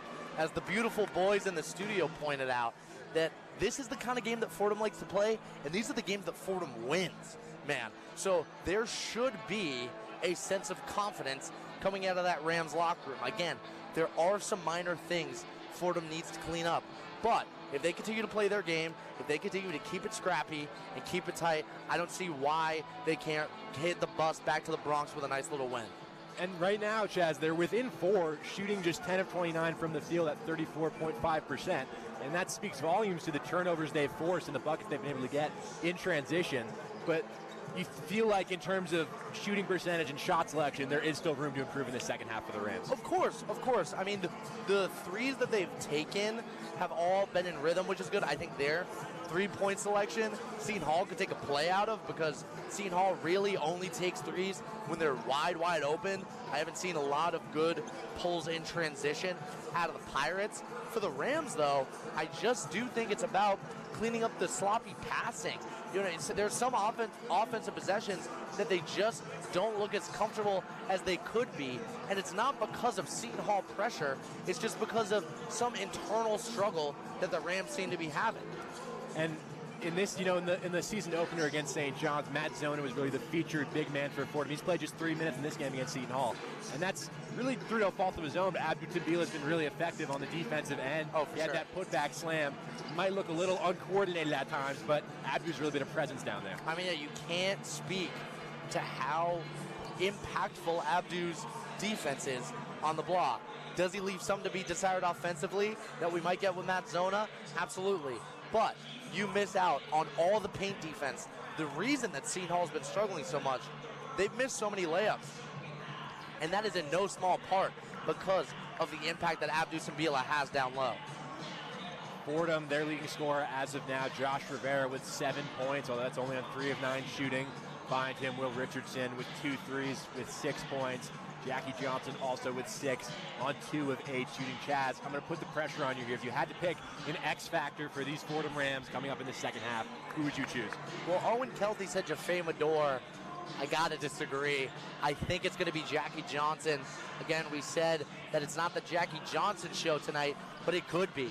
He could heat up. It could be really at quick. any moment. At any point. You never know when he can heat up. That is how skilled of a player he is. So I'm really excited to see what I can out of number 15 in this next 20-minute period of basketball we're playing in South Orange. This is the 57th all-time meeting between Fordham and Seton Hall, the first since 2001. The last Fordham win came on November 29th, 1990, that memorable buzzer beater at the Rose Hill Gym. You had Mike Breen and Mad Dog Russo on the call in that one. So crazy. That's the last time Fordham's beat Seton Hall. They have an opportunity today in South Orange. Absolutely. To remedy that. But there is also something about this, you know what I mean? You see a home crowd as raucous as this, and a long break, Fordham, both teams losing a lot of momentum. Much easier for the home team with a crowd as passionate as this to pick it up. So if you're the Rams, I don't know if you're the Rams, but for me personally, just a little hesitant to see if Fordham can keep it close through the second half, just because of all the momentum on both sides has stopped, and you start from ground zero. Walsh Gym, definitely a smaller venue than the Prudential Center by a lot, but the atmosphere in here, because it's so small, it gets loud with these Seton Hall fans. That's definitely going to be a factor in the second half. Fordham's got to be used to that at the Rose Hill Gym. 100-year anniversary, by the way. You know, high school environments is where Fordham's been playing every home game for the last umpteenth years. So it's 32-28 Seton Hall. We got about 50 seconds to go before the start of this second half. For the Pirates, leading the way for them, Yassine Toomey with 11 points on a perfect 5 of 5 shooting. Doesn't seem like he's touched the ball that much, but every time he has, it's gone in the basket. Toomey leading the way for the Pirates. Dylan Adewusu with 4 points on 1 of 4 shooting. Everybody else for Seton Hall kind of just chugging along. Prince of League Bay with 6 points on 2 of 6 from the field. But Fordham against St. John's were, I believe, down 11 at the half, but immediately that deficit ballooned as soon as we got underway in the second half. So Fordham need to keep things tight here as we get going in the second half. The positive signs from their effort in the first half. They have to tighten it up. They have to keep it tight. Hopefully, Urgo's pregame speech, little come to Jesus moment, little, you know what I mean? Just everybody hold each other accountable. Let's make each other better. Let's make each other more efficient. Let's make each other better scorers. And let's go win a basketball game. 7 turnovers for both teams as of now. The rebound battle, Seton Hall on top 22-18. Those were Coach Urgo's keys before the game. Taking care of the basketball and crashing the glass on both ends. We've done a decent job of doing both those things so far in this one. But it's going to take a heck of an effort here in the second half to defeat a Big East opponent. They might have been ranked next to last in the conference, but still, it's a team coming off an NIT championship with a coach in Shaheen Holloway who's widely recognized as one of the best in the nation. This environment, there is nothing like it. I'm having so much fun. You gotta love college basketball. Will Richardson will inbound for Fordham. We're underway in the second half. Jaffe Medor across the timeline here for the Rams. The handoff for Jackie Johnson. Fordham now attacking from left to right. Seton Hall from right to left. The Rams still in maroon. Seton Hall in the white. Richardson, Matt Zona will pop the triple off the heel and out. Out of bounds off that structure above the backboard. But that's the kind of shot you want Matt Zona to take. I was about to say, that's his shot. Matt Zona, that's your shot. I mean, you got to hit those, but, you know what I mean? If those are the shots you're finding in the flow of the offense, you're doing all right. 32-28 Seton Hall. The Pirates with their first offensive possession of this second half. Duwall to Dylan Adewusu on the far side, wing inside for Duwall. Zona's going to get whistled for the foul there. Not a great start to the half for Matt Zona. Yeah, off the switch, you know what I mean? Trying to go through there with Duwall tied up a little bit. And again, short leash for Zona there as Abdou Simbila checks in. Urgo not leaving any breathing room. Just 29 seconds into the half, Abdou back in, Zona out after the missed 3 and the foul.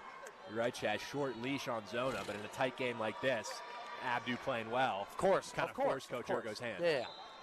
Duwall will inbound underneath for Seton Hall, with Timbila providing the pressure. Duwall gets it in to Chauncey Jenkins. The handoff up high for Duwall, who commands the offense.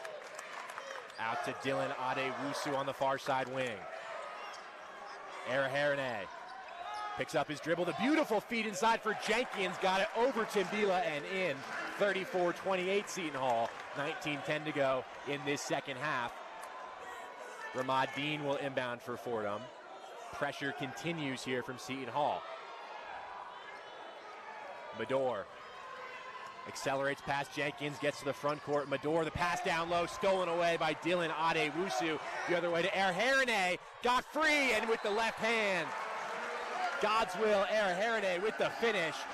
4 quick points to start this half for Seton Hall. It's 36-28 Pirates. Coach Urgo takes a timeout. Yeah, good timeout there from Urgo again. You can't let them pick up so much momentum this early in the half. Again, what I told you, it's no matter how much momentum Fordham had, it starts from 0 at the half, right? Fordham, known for being a second half team, you can't rely on that, consistently to win college basketball games. So love the timeout there from Coach Urgo. Definitely got to reset, regroup, make sure you know what you're about to do, and just play your game. Yeah, God's will, Araherene only playing 5 minutes so far, but 2 impact plays in those last 2 sequences for Seton Hall, the freshman center, who also started against St. Peter's but didn't end up playing a whole ton of minutes, showing his impact on the floor so far. But for Fordham, just a sloppy start to this second half. Jaffe Medor accelerating to the front court. You feel like you just want him to slow it down there and get into your set instead of trying to force a pass down low. Or you make the lob pass there, right? Abdou set up right in the dunker spot. You know where he likes it. Going for the bounce pass there is so risky on the low man, Dylan Adewusu. So if you're Abdou, I think I saw Urgo talking to Abdou about this earlier, you got to go for the lob there if you're Abdou. The low man's going to win when the ball's on the ground. So if you put the ball up high, Abdou's able to jump up and go get it. You got 2 points, and you stop the bleeding on the part of the Seton Hall Pirates. So 4 quick ones from Seton Hall to start this second half. There's 18:48 to go as the teams talk things over following Keith Urgo's timeout. It's 36-28 Seton Hall now. This is kind of what happened against St. John's, and I think Coach Urgo sensed that, calls the timeout, wants to rally the troops that this can't get any more out of hand. Yeah, I mean, it's only 4 more points of a deficit, but it feels like 40. Just that you can't have momentum plays like that happen back to back to back to back, because you're going to blink and end up being down 20. Especially when you consider the way the Rams ended the half with that turnover, the points. You feel like this game could be much closer than it is right now at 8. With Seton Hall, no matter if it's the 8 transfers or the incoming freshmen or a lot of turnover from one into the next, you know this is still a Big East team, and Shaheen Holloway is going to have his group ready to compete, even if maybe the skill offensively isn't the same as it was in past years. They're going to press you. They're going to give it their all 100%. I mean, this team won the NIT. Yes. You can't say enough about that. So the play all around it's the same system. It's the same hard-nosed basketball that Urgo likes to play. So you can't let it. It's just like teams would do this against Fordham. Like if Fordham did this to someone, the team they played would take the timeout. Because scrappy, press-heavy teams like this, once they get momentum, there's no stopping them. So the question is Fordham going to flip it on a dime, or is it still going to be Seton Hall's basketball game by the time the clock hits 0? We'll see what the message was coming out of that timeout. Fordham will inbound in the backcourt through Will Richardson. Seton Hall continuing here with the full court pressure. Fordham going to have to find a way to deal with that, down by 8. Richardson into Ramad Dean. Now Richardson again will accelerate into the front court. Jackie Johnson, the 3 all-in-one motion. Huge triple from Jackie Johnson. That deficit right back down to 5. And now Fordham's turn to provide the full court pressure. Adewusu inbounds there to Duall against Jaffe Mador. Duall across the timeline. The feed inside, stolen by Will Richardson. Back the other way. Richardson tried to feed Mador. He's fouled as he went towards the basket. Foul on Seton Hall. That'll be on the floor. But you can't have drawn out a better outcome out of that timeout for the Rams. They made 3 and you get a steal. I mean, say what you want about, Coach Urgo starting 3 of those point guards together. They make up for their size in scrap. The amount of great defensive plays that they've made on players bigger than them is historic. Jackie Johnson has it straight away here for the Rams. Ramad Dean Johnson, the deep triple. He buries it again. Back-to-back threes for Jackie Johnson. It's 36-34 Seton Hall. 18 minutes to go in the second half. Duall across the timeline on the far side. Prince Ajigbe for Chauncey Jenkins. Duall, the feed inside. Adewusu got inside on Mador and lays it up and in with the right hand. The lead back to 4, 17:40 to go in the second half. Jaffe Mador at the Seton Hall logo for the Rams. Mador against Chauncey Jenkins. Abdou Timbila up high. The handoff for Jackie Johnson. The feed down low for Timbila against Duall. Timbila with the strong finish. Great find by Jackie. Great finish by Abdou.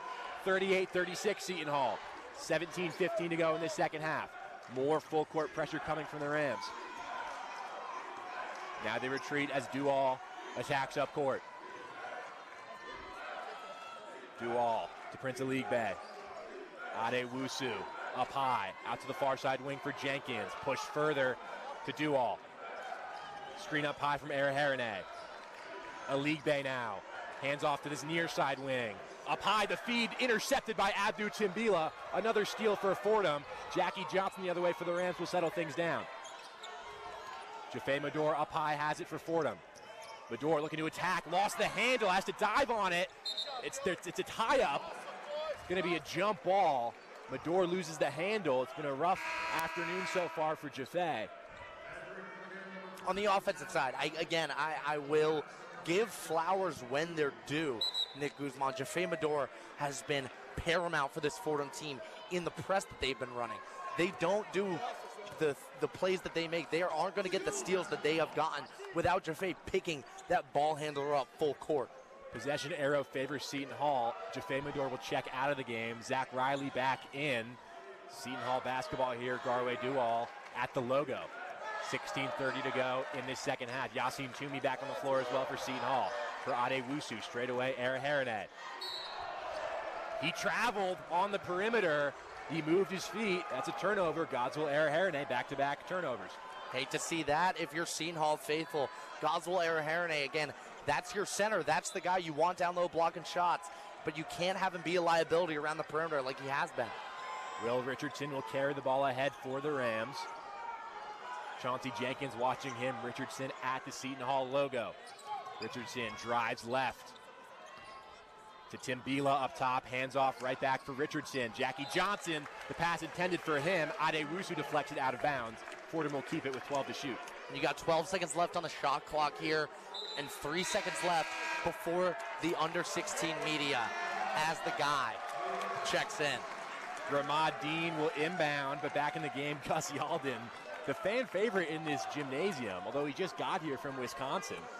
You can tell he's made an impact here in South Orange already. Definitely some lore there as Dean gets it into Riley. That's going to be a foul called as the pass went past Zach Riley. It's going to be a foul called on Garway Dual. And some early fouls here for the Seton Hall Pirates. Fordham looking to stack those up and getting the bonus as early as possible, even though they've struggled a little bit from the line so far this season. Riley will inbound directly in front of us with 16:03 to go in the second half. It's 38-36 Seton Hall. Riley gets into Jackie Johnson. Fordham can set up their offense. Johnson goes left to the lane. The layup with the left hand's perfect. Jackie Johnson ties the game at 38. Under 16 to go in the second half. Fordham into their press now. 8 second half points for Jackie Johnson. The Rams retreat a little bit as Seton Hall gets the ball in. Adewusu across the timeline for the Pirates. Adewusu again up top working against Jackie Johnson. The screen up top from Yalden. Adewusu against Dean. Attacks with the right hand. Took a bump. No offensive foul as Ramad Dean hit the deck and Dylan Adewusu finishes to put Seton Hall back on top 40-38. More pressure in the backcourt. Riley. And timeout called by Fordham. Confusion there on the inbounds. 2 quick timeouts. They've got just one remaining here with 15:19 to go in the second half. Seton Hall 40, Fordham 38. Oh, I know. Fordham running the 2-2-1 press break, which is you got 2 in the backcourt, 2 right on the baseline, and your inbounder, but not working if you're facing a man-to-man press. You got to go with your 2 right down the middle that split off, and then Fordham likes to run with their forwards coming down as a bailout option. Some confusion there definitely for the press break on the part of the Rams, but you love to see the happenings for the Rams. Almost a tie game so far right now, running up the score. But Fordham, again, just the sloppy plays are killing them slowly and slowly. If you want to chip away at a Big East team's lead, if you want to stay competitive with Seton Hall, you can't make those mistakes. You can't have one timeout left in the game with 15 minutes and 19 seconds. It's going to be tough down the stretch here with just the one timeout. Coach Urgo probably going to save that one towards the end of the game if this one's close. So for Fordham, you got to utilize those media timeouts as best you can, which is one remaining. But to start the second half, you know, we talked about, Chaz, in the first half, Jackie Johnson offensively just 2 for 8 shooting, didn't look like himself. Immediately in the second half, in under 5 minutes of game time, 3 for 3 with 8 points in the second half. This is what we saw both in those exhibition games at the Rose Hill Gym last week against St. John's. No matter how cold Jackie Johnson is, he can turn it on in an instant. That's why Jackie Johnson is necessary. This is why you recruited him. You know he's going to shoot, and you know he's going to miss some, but you also know he's going to make some. And right now, he is white hot. I think when you looked at Jackie coming in his profile, didn't play a ton of minutes at UNLV, and didn't score a ton of points either, but then you look at what he did his freshman year at Duquesne. I mean, he dropped a 30 bomb on GW in the Atlantic 10 as a freshman. So that gives you an idea of the type of scorer he can be when given the tools to the offense. Yeah, definitely. There's no accounting for taste when it comes to being a Jackie Johnson fan. You know what I mean? Some of the shots will be ugly. Some of them will be 30-plus footers that go nowhere near the middle of the basket. But there's going to be some sequences where he hits 3 threes in a row, and you think A-10 player of the year shouldn't even be a competition. 15-19 to go in this second half coming out of Fordham's timeout. It's 40-38 Seton Hall. The Rams inbounding in the backcourt underneath their own basket, forced to call that timeout after some confusion getting the ball inbound. You just hate to see that. Especially when you already had to burn the early timeout to stop the momentum at the beginning of this half. Just one remaining for the Rams the rest of the way. Josh Rivera back on the court for Fordham. Zach Riley will inbound underneath. Ramad Dean is taking a seat on the bench. Full court pressure. Feel like don't even have to say it at this point. It's continuing here from Seton Hall. Riley gets into Rivera. Rivera for Jackie Johnson. He can advance the ball to the front court. Johnson at the Seton Hall logo for Tim Bila. The handoff again for Johnson out to the far side wing. This is Will Richardson now. Bounce pass into the post for Josh Rivera. Attacks the lane, spins, a lot of contact. Jump ball is the call. Possession arrow stays here with Fordham. There for the Rams. They love to see it from Yalden, the Pirate faithful. Fordham, mandatory score here. Got to make something happen. 2-point game. 9 seconds on the shot clock. Riley into Rivera in that far side corner. 5 seconds to shoot. The handoff for Johnson. Stepped on the sideline. Out of bounds. That's another Fordham turnover. You can't shoot yourself in the foot like that. You can't. Not in this situation, Nick Guzman. 14:52 to go in the second half. Still a 2-point Seton Hall lead. Garway Dual advances the ball ahead for Seton Hall. Straight away, it's Yassine Toomey, pushed out to this near side wing for Chauncey Jenkins. Flip straight away again for Dual. The crossover in the lane, lost the handle for a second. Got it back in the double team. Toomey to this near side wing for Chauncey Jenkins. 10 to shoot for the Pirates. Jenkins gets down low. Yalden calling for it up top. Dual with 4 to shoot. Dual attacks, gets to the lane, ran into Riley. That's a shot clock violation. What an amazing defensive sequence for the Rams. And look at Coach Keith Ergo. That's the happiest he's been all night. You know that's the kind of play that he loves. Great defense there as he pulls Jackie Johnson for Jaffe Medor. Johnson out, Jaffe Medor in this 2-point game. How about Zach Riley standing up strong in the lane? Oh, yeah. As a 6'5" Garway Dual. That's hard. Plows into him. That's Auckland. That's all heart. That's Auckland. They forced the shot clock violation. Fordham possession in the backcourt. Riley able to inbound to Abdou Timbila. Now it's Will Richardson. Again, Jaffe Medor back on the court. Jackie Johnson will take a rest. Have to imagine it won't be for too long, considering what he's meant for this Fordham offense in the second half. Richardson pushed out to the far side wing for Zach Riley. Riley took a bump from Adewusu, feeds the post for Rivera. Again attacking down low. The double team came. It's back up top here for Will Richardson. The crossover. Richardson will pop the 3 in and out. Rebound by Seton Hall. Zion Harmon with it. Harmon to Yassine Toomey. The feed down low. Gus Yalden with the finish. It's a 4-point game again. The fans here at Walsh Gym love that. Gus Yalden on the board. 42-38 as Yalden hypes up the crowd. Medor, the feed, the lob, Timbila couldn't finish. The foul is called. Almost an epic alley-oop from Medor to Abdou Timbila. Couldn't quite finish, but he'll go to the free throw line here with the foul. Yeah, Jaffe going to the free throw line. I'm surprised that wasn't a foul call on the lob there. A lot of body contact in the air. You're right, Chaz, it wasn't on the lob, so it'll be underneath. Fordham not yet in the bonus. Yeah. 21 seconds back on the shot clock, 13:37 to go in this second half. The Rams trail by 4. Dean flips it into Medor. Medor gets inside. Jaffe draws the foul. He'll go to the free throw line. Again, quick fouls. Fordham able to draw. You don't love to see them at the line this year especially, but if they're able to get in the bonus, the free throws will fall. And they have to. They have to, especially when you only have one timeout left, Nick. Oh, jeez. Fordham 4 of 6 from the line so far today. That's better than Seton Hall's 3 for 7. This was the story all last season. Fordham next to last in the Atlantic 10 in free throw shooting percentage. Jaffe Medor buries the first one, though. Love to see that if you are a Fordham faithful. Obviously not able to drown out the Sapphire Seton Hall student section right behind us, Nick. It is loud in here. Medor's second free throw is good. 2 for 2 from the line for Jaffe. That is huge. And it's back to 42-40 with 13:33 to go in this second half. Fordham with the full court pressure. Isaiah Coleman working against Will Richardson. will cross the timeline. Zion Harmon down low. Yassine Toomey, a step on Riley. Riley called for the foul. He got his hand in there. Toomey went for the slam, couldn't finish, but 2 shots coming for Yassine Toomey. And great defense there. Obviously, Zach Riley out of position on a player bigger than him. I mean, Yassine Toomey is much bigger than Zach Riley. And so Zach even able to get into position there after a seal play. It's good defense there from the Rams. Toomey, the 6'10 grad student from France, buries the first one. A well-traveled player, starting at Arkansas Little Rock, then going to Indian Hills Community College, then to Evansville, and now finally his 4th stop of his collegiate career at Seton Hall. He's been big for them tonight, or this afternoon rather. Misses the second free throw, so 1 for 2 from the line. It's 43-40 Seton Hall with 13:15 to go. 13:15 to go rather in this second half. Jaffe Medor, the step back triple off front rim and out. Rebound secured by Adewusu. The Hail Mary the other way. Intercepted by Jaffe Medor.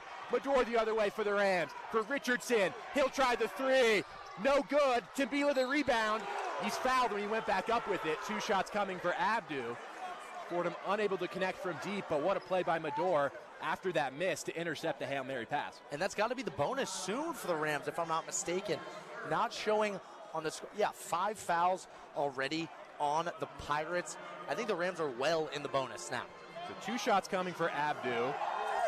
Shot 72% from the line last year. Not one of the culprits in Fordham's struggles. Abdu, the first one, nothing but net. And you love a big man that knows what he's doing at the stripe. Love to see it. He looked a little rough, I think it's honest to say, against St. John's, but he's been such a big impact player here against Seton Hall.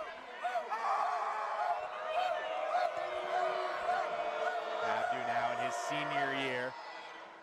Second free throw in and out. A 1 for 2 trip from Abdu Timbila. 43-41 Seton Hall. Under 13 to go in this first half. Adewusu to a league bay. Out to that far side, they cross the timeline. Dylan Adewusu commanding the offense. Fordham once again in this 3-2 zone. Harmon. Flip inside. Trying to penetrate that zone with a league bay. Working on Abdu Timbila. A league bay. The lefty hook, no good. Rebound by Abdu. What great defensive work from him. Will Richardson back the other way for the Rams. Richardson attacks, gets to the rack, and finishes with a left hand. 43-43, we're all tied as Seton Hall go back the other way. Harmon underneath, trying to move quickly to a league bay down low. The righty hook off the rim and out. Gus Yalden the putback. 45-43 Seton Hall. 12 minutes to go in this second half. Back and forth action from the Walsh Gym as the student section gets loud behind us. Jaffe Medor, the handoff for Zach Riley up high. Will Richardson at the Seton Hall logo. Took a bump up high from Harmon. Richardson looking to attack. This is Ramad Dean. Pumps the 3. Drives in the lane. Dean, 6 to shoot for the Rams. This is Riley. Riley drives, gets inside. Harmon went up. It's a hard collision. Harmon was in the air. Riley went low. It's going to be a foul on Harmon. 2 seconds on the shot clock.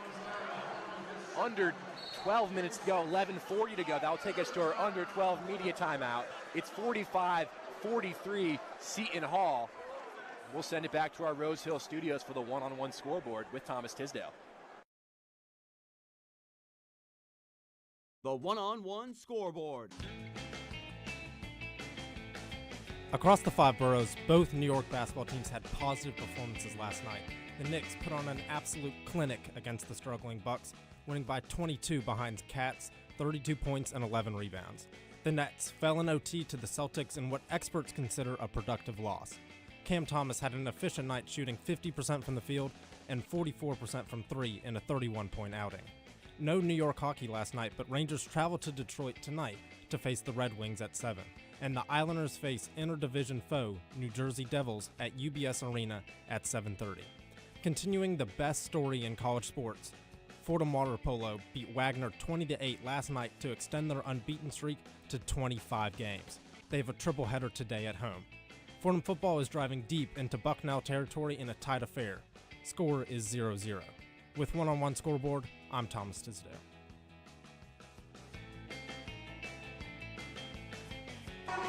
Welcome back to the Walsh Gymnasium. 11:40 to go in the second half. We got a close one here, Chaz. Seton Hall 45, Fordham 43, back and forth action.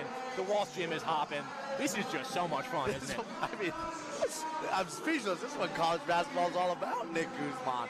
There is no way that you can tell me there is a better sport on this planet we call Earth than college basketball. The environments, the players, the play style, there's nothing like it. This immediate timeout, 11:40 to go in this second half. Again, Fordham trailing by 2. That last sequence, Fordham, the shot clock running down. Zach Riley got his defender up in the air, able to draw the foul. So the Rams with 6 fouls on the board here for Seton Hall. And for Fordham, against St. John's in the second half, they ran away with it and it turned into a blowout. But they've gone blow for blow with Seton Hall. Haven't been able to take the lead yet, but they tied it up just moments ago, now down by 2. Yeah, I mean, Fordham able to take care of the basketball as much as they could. Finally winning the turnover battle. It was tied up all night. Now it's their 10 to Seton Hall's 12. So definitely positive in that direction. Hopefully you want to balloon that lead.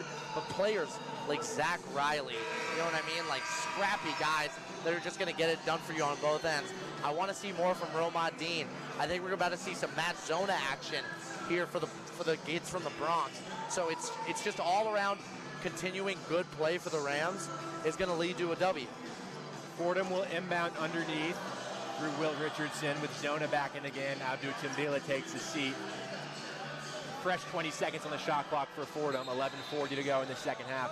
It's a 2-point game. Referees having to separate Jackie Johnson here with Scotty Middleton.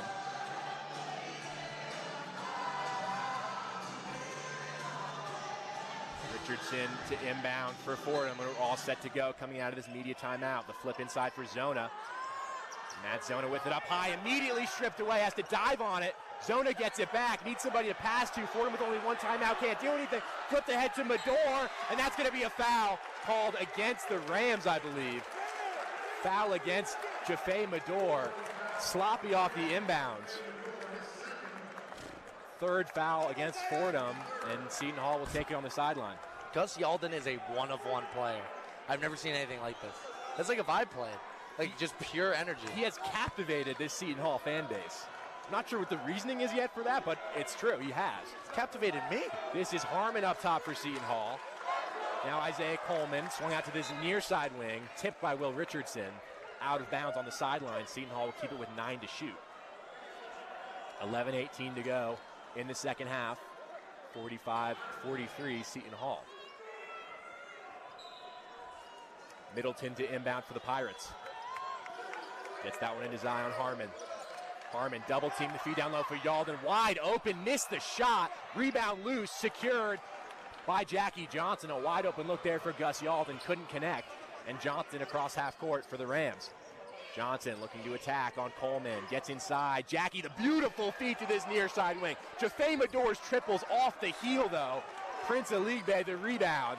Back the other way comes Seton Hall. Mador wide open, just can't get it to connect. Coleman backing down on Jackie Johnson, trying to use that size advantage. Got him in the air. His shot won't go. Rebound loose. Mador able to secure the rebound. Both teams struggling from the field here. 10:35 to go in the second half. Still 45-43 Seton Hall. Jaffe Mador straight away for Fordham.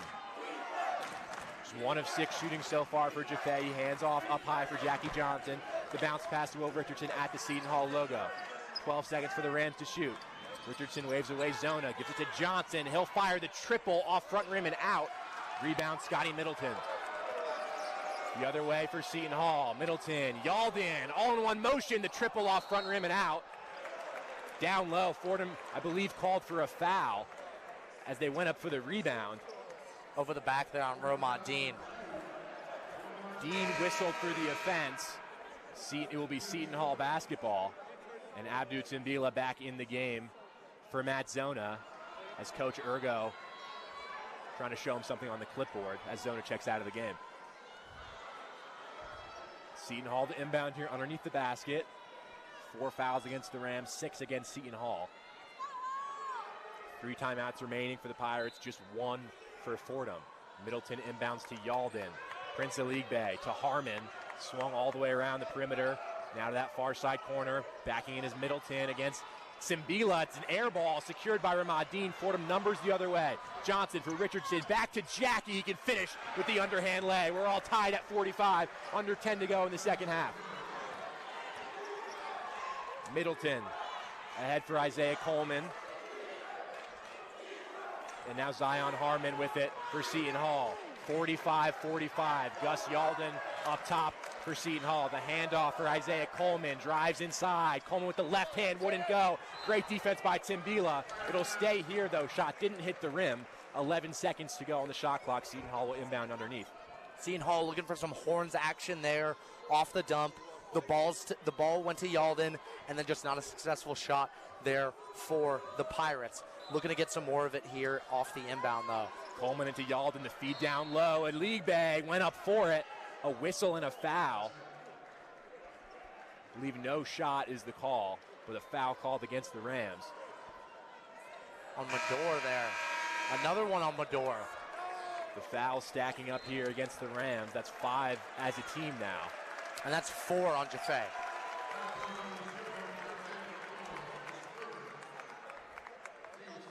Seton Hall will inbound underneath. In a tie game, 45-45, 9:25 to go. 20 seconds on the shot clock for Seton Hall, 9:25 on the game clock. They inbound to Middleton, who drives. Up top again, this is Isaiah Coleman. Towards the baseline, the mid-range jumper, no good. The rebound secured by Jackie Johnson. Fordham holding Seton Hall to one-and-done possessions on the defensive end. Johnson feeds the post for Timbila. He's triple teamed down low. Timbila goes up with it, took the contact, and he'll go to the free throw line. A fan next to us throws the hat. Abdu Timbila will go to the free throw line for Fordham. With a chance to take the lead for the first time since early in the first half. 9:07 to go. Fordham, a chance, as you said, Chaz, to take the lead. Abdu 1 for 2 rather, from the line so far. Got to be there if you're Abdu. Again, this Seton Hall faithful not making it easy for him. The student section gets loud. Abdu, first free throw does not go. We remain tied at 45. .907 to go in the second half. Abdu Timbila, what a bounce back game it's been for him. Both defensively and providing a spark on offense with those 5 points. Second shot from Timbila is good. Fordham on top, 46-45. The first time in a while the Rams have had the lead. In the backcourt here, Isaiah Coleman. Dylan Adewusu across the timeline for Seton Hall. Under 9 to go in this second half. Some of the main players back out on the court for the Pirates in Adewusu and Chauncey Jenkins. This is Jenkins now on the far side wing. Fordham again set up in this zone here. The feed inside a League Bay. Out to the corner for Adewusu. Threw it off of Richardson and out of bounds. There's 5 seconds to shoot. Seton Hall will keep it on the sideline. That's making him uncomfortable though. 5 seconds to shoot. Shaheen Holloway not pleased at all with the play out there from the Pirates. They have 5 seconds on the shot clock. They'll inbound in this near side corner. Gotta be a stop here. Gotta be a stop. Adewusu to inbound for Seton Hall. Looking for an option, gets it into a League Bay, got past Timbila, drives inside and finishes with the right hand. Prince a League Bay. Seton Hall back on top, 47-46, 8:30 to go in the second half. Jackie Johnson across the timeline for Fordham. Johnson, far side wing for Will Richardson. Straight away, this is Josh Rivera. The flip down, looking for Timbila. Ill-advised pass, deflected out of play. Fordham will keep it. There's 12 seconds to go on the shot clock. Fordham keeps possession here. Risky pass there from Josh Rivera, but Fordham gets to keep it. Ramad Dean will inbound on the sideline. As this crowd inside the Walsh Gym gets loud once again. Rivera for Jackie Johnson. Johnson, the feed down low to Ramad Dean in the post. Dean lost the handle, Timbila came in to save it. The triple from Johnson blocked away. 2 seconds to shoot. Jackie's got to hurst it up. That's going to be a shot clock violation. Rebound secured by Aligbe. The buzzer actually didn't sound, so Seton Hall can keep things going in transition. Aligbe, the three, off the rim and out. Will Richardson secures the board. Still just a 1 point Seton Hall lead, under 8 to go in the second half. Richardson, the bounce pass to Abdou Timbila. Timbila working in the post. Timbila, the jump step with the left hand off the rim. Rivera got the flick. It's going to come back the other way with Seton Hall, and Chauncey Jenkins gets inside. Jenkins draws the foul. He'll go to the free throw line for 2 shots. Under 8 to go in this second half. We've hit the under 8 media timeout. There's 7:36 to go in this second half. Seton Hall 47, Fordham 46. You're listening to Fordham men's basketball on WFUV Sports.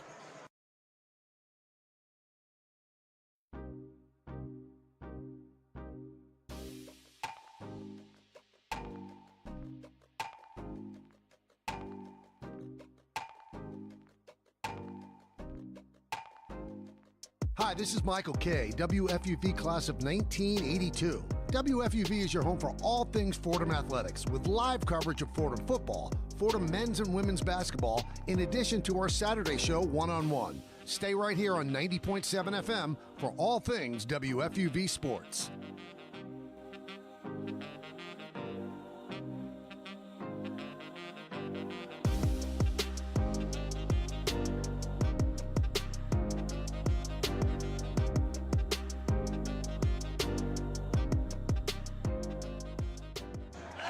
Welcome back to the Walsh Gym. Seton Hall with a narrow 47-46 lead over Fordham with 7:37 to go in this second half. Chaz, it's been a back and forth affair, particularly in this second half. Fordham their last couple possessions, but Seton Hall as well. Both teams struggling to make their field goals right now. Yeah, definitely. I think that Fordham is in the business of trying to get these knockdown, drag-out type brawl games in their W columns. Seton Hall seems to be the Big East equivalent, though, as we saw versus St. Peter's earlier in the week. The question for the Rams is, and the question for the Pirates, for both teams, honestly, who's going to give? It's been a grind them out kind of game. 11 turnovers for Fordham, 12 for Seton Hall. Fordham from the field shooting just 16 of 45, that's 35.6%. Seton Hall 20 of 46, 43.5%. So both teams maybe not knocking down shots at the rate of efficiency that they would necessarily like. But either way, we got a 1 point game here in South Orange and a hostile atmosphere for these Rams to contend with 7:36 to go in this second half. Something to keep an eye on. Jaffe Medora at the scorers table before the under 8 media timeout. He has 4 fouls on the night. One more for him, and he's done. One of Fordham's main ball handling options, main playmakers. So it'll be interesting to watch his defense throughout the night. As Matt Zona again on the floor for the Rams. Zona checks back in for Abdou Timbila. Zona's had a quick hook from Fordham head coach Keith Ergo. He's only been out there a handful of minutes, 6 to be exact. But coming out of this media timeout, it's going to be 2 free throws coming for Chauncey Jenkins. Seton Hall with a 1 point lead, 47-46. Jenkins transfer from Old Dominion. One of 8 transfers on this new look Seton Hall roster. Jenkins' first free throw is good. He's an all Sun Belt Conference player last season. Led the team in scoring in their season opener against St. Peter's with 19. I was about to say, Chauncey Jenkins fantastic in that season opener. Looking to make that his whole season's repertoire. Jenkins' second free throw rattles out, so it's 48-46 Seton Hall, 7:30 to go in this second half. Jaffe Medora brings the ball ahead for the Rams.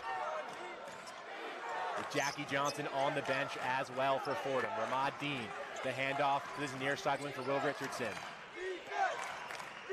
Pushed out to the far side wing, Jaffe Medora. The bounce pass inside for Zona. This is Richardson now.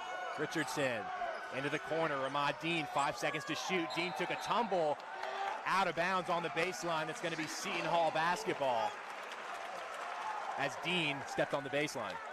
Yeah, that's going to be the Hall. I mean, offensive possessions like that, you want to see Romad creating his own offense, but not like that and not in that spot. not in the corner with the shot clock running down. Seton Hall inbounds in the backcourt through Chauncey Jenkins. Some pressure from Fordham, but not as aggressive as we've seen earlier. Now they come with a double team through Medor. Jenkins flips ahead to Coleman. Now out top again for Adewusu. 2 steps to the right of the Seton Hall logo. 12 seconds to shoot for the Pirates for Dylan Adewusu, working against Jaffe Medor. Now 7 to shoot. Adewusu, pass Medor, gets inside on Zona. The feed inside, beautiful feed, blocked away by Matt Zona. Out of bounds on the baseline, 2 seconds to shoot for Seton Hall. Great defensive play from Zona, and the Pirates will have 2 seconds to get a shot up here off his inbounds. Matt Zona doing his best Abdu Timbila impression there down low, not letting the pass get to him either, and just being there in the right position to get the big-time block. Adewusu to inbound. They need to go quick here. They flip all the way back. Coleman, they have to shoot. He didn't know. That's a shot clock violation. What a mental mishap from Isaiah Coleman, not knowing only 2 seconds left on the shot clock. That's a turnover. Fordham Rams have to capitalize here, though. You can't let Seton Hall make a mistake like that and not make them pay for it. Fordham haven't scored in the last 2 minutes and 30 seconds of game time. Will Richardson for Fordham. They trail by 2 with 6:30 to go in the second half. To the far side wing, that's Jaffe Medor. Rivera with the screen. Medor, the crossover up top. Attacks inside to the corner. Zona the 3. Off the rim and out. Aligbe the rebound.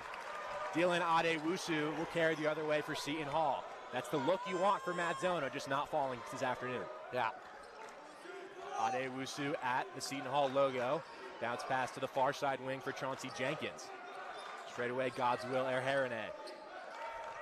Erharene for Jenkins up top. Double team with Zona. The pass, Rivera right there. They keep it through Adewusu. They got to go fast. Jenkins, the step back 3 is an air ball on another shot clock violation. That's 2 in a row. Chaz, say what you will about Fordham's offensive production in this game. Defensively, the effort has been superb. It's been there. Oh my God, Nick Guzman. The way that Fordham's been able to get their switches in the right position, the way that they've been able to communicate, switching 1 through 4 completely, and knowing when to double. This Fordham team's defense in these waning moments of the second half of this game has been textbook. Fordham trails by 2, 5:40 to go in the second half. Will Richardson at the Seton Hall logo for the Rams. Pushed out to this near side wing for Jaffe Medor, back towards the middle. Erharene fell down. Zona thought about a 3. Up top again for Medor with 12 seconds to shoot. Working against Coleman. Jaffe looking to drive. Zona will pop another 3. That's cash money from Matt Zona. Fordham leads 49-48. That's why he's here. That's why you pick him up from Notre Dame. Adewusu ahead for Coleman. 5:10 to go in the second half. The Rams on top by 1. Commanding the offense out to the far side wing. Jenkins flips it back for Dylan Adewusu. To the far side corner. Coleman a triple. That's perfect. What an answer from Isaiah Coleman. 51-49 Seton Hall. The Pirates respond with under 5 to go in the second half. Jaffe Medor ahead for Ramad Dean. Jackie Johnson waiting to check back in the wings. Rivera, the handoff up high for Medor on this near side wing. Medor circles to the lane. The pull-up jumper from mid-range. He knocks it down. Jaffe Medor, and we're back tied at 51. 4:30 to go in the second half. We go back and forth here at the Walsh Gym. Chauncey Jenkins ahead with Medor defending. At the logo, Adewusu will slow things down for Shaheen Holloway. 13 on the shot clock. Adewusu looks to attack. A double with Zona and Rivera. He's trapped. The pass ahead for Coleman. 5 seconds to shoot. Coleman driving on Richardson, and a foul called on Will Richardson with 3 seconds to go on the shot clock.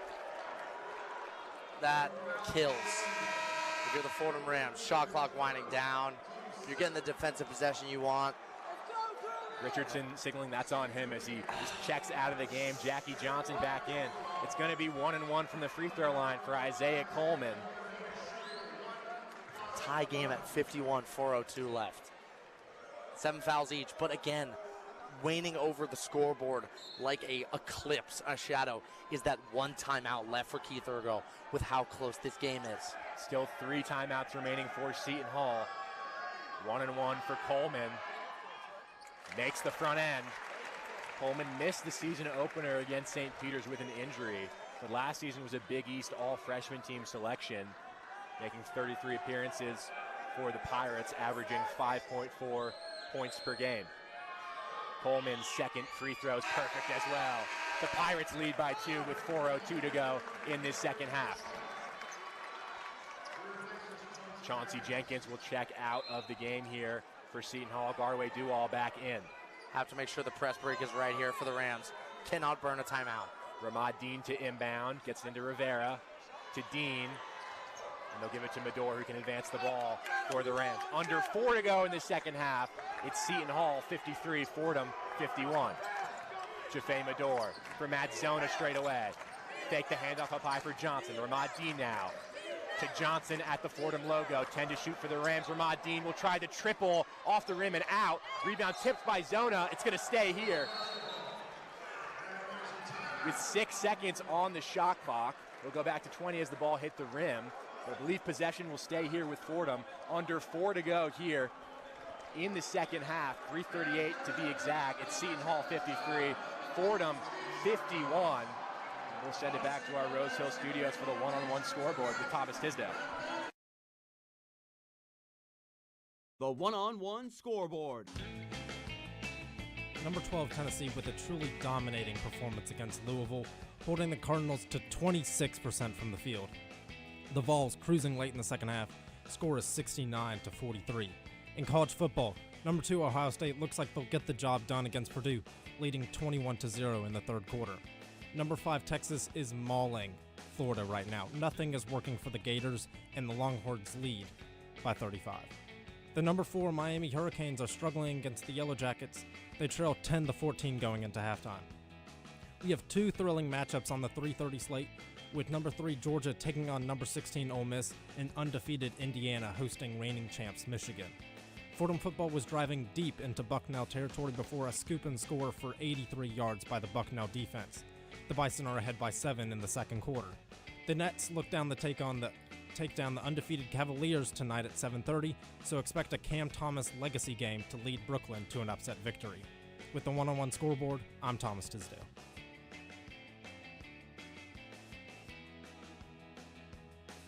Welcome back inside the Walsh Gymnasium. Nick Guzman here alongside Chaz McAdams. This is Fordham men's basketball on WFUV Sports. Seton Hall with a 53-51 lead over Fordham with 3:39 to go in this second half. Chaz, crunch time here for the Rams. Just the one timeout remaining. It'll be interesting to see how they play these final 3.5 minutes. There's no two ways about it. This is an absolute barn burner. And it's going to be won and lost on the defense here. Fordham needs to execute this shot in this possession. They need to make it either a tie or a 1-point lead. There's a lot of great play out there. Who do you go for the center? Matt Zona just hit that big-time 3. I think Coach Urgo's going to want to keep him out there. Great play all around again, and keep making Seton Hall uncomfortable in the backcourt. The Pirates have made some killer mistakes since the under-8 media in the second half that have led to this being this close. So 53-51 Seton Hall, 3:39 to go in this second half. Interesting to see personnel-wise who Coach Urgo goes with. Matt Zona struggled a lot through this game, but he had the block on one end, made the three-pointer on the other, and he's had some space. And you feel like that's something that Fordham can capitalize on the offensive end. And yeah, Zona's going to stay out there. It's Zona, Rivera, Dean, Medor, and Johnson. That's the 5 for these Fordham Rams. They'll inbound underneath the basket in the front court. Jaffe Medor will inbound for the Rams. Gets in towards Rivera. A little bit sloppy on the inbound. Rivera, though, able to spin. He lost the handle. They go to the ground with it. Medor fighting for it. It's going to be a jump ball. Possession arrow favors Seton Hall. So a missed opportunity coming out of that timeout. And it's going to be Seton Hall basketball. They lead by 2. 3:31 to go in the second half. Full court press has to be the way to win here. It's been the way they've been making the team uncomfortable all night. Abdu checks back in for Matt Zona. So it might be a possession-by-possession thing for Coach Urgo here, depending on if they're playing offense or defense. Right. Isaiah Coleman will inbound in the backcourt for Seton Hall. Into Garway Duall. Duall can attack Jaffe Medor and enter the front court. Duall, the handoff for Isaiah Coleman. Out to the far side wing, that's Dylan Adewusu. Adewusu, the flip for Yassine Toomey, up high against Abdou Timbila. They switch Rivera on him, and Josh Rivera gets called for the foul on the bump. Seton Hall in the bonus here. It'll be 1-1 chance for Yassine Toomey. Oh, the foul there for Rivera is so ticky-tack. It's been a physical game all night. I just don't know if that's the call you make. 3-12, 2-point game. Just let the boys play. 2 shots coming for Toomey. 1-1. He makes both. He'd make it a 2-possession game in favor of the Pirates. Will Richardson checking back in for Ramad Dean. Closing with that 3-point guard lineup. We talked about before the season, it'd be interesting to see how Fordham line up with their undersized guards that they have. Opting to go with all 3 of them here down the stretch. First free throw from Toomey, rims out, that's huge. Rebound by Timbila, and Fordham can go back the other way. Yassine Toomey misses the front end of a 1-1, and Jaffe Mador can cross half court for the Rams. Jackie Johnson straight away for Fordham, commanding the offense. The screen up high from Abdou Timbila. Johnson now looking to attack. Will try the deep triple. Off the rim and out. Underneath, that's going to be a foul against Seton Hall. Against Yassine Toomey. Timbila draws the foul, and he'll go to the free throw line. Over the back, that's why you get good positioning. That is why you box out, right? That is why you box out in basketball games. It's not just to be able to get position. People will foul you late in the games going for rebounds like that. And if you can make your free throws at the line, which Abdou has shown he can, there's no reason why that can't be your path to victory. 1-1 here for Abdou Timbila. Toomey missed the front half on the other end. Abdou here trying to avoid the same fate. He's 2 for 4 from the line so far this afternoon. Abdou misses the free throw. Seton Hall the rebound through a league bay. They can go back the other way with 2:50 to go in the second half. Missed free throws. Big here down the stretch for the Rams. Isaiah Coleman to this near side wing. Up top again for Chauncey Jenkins.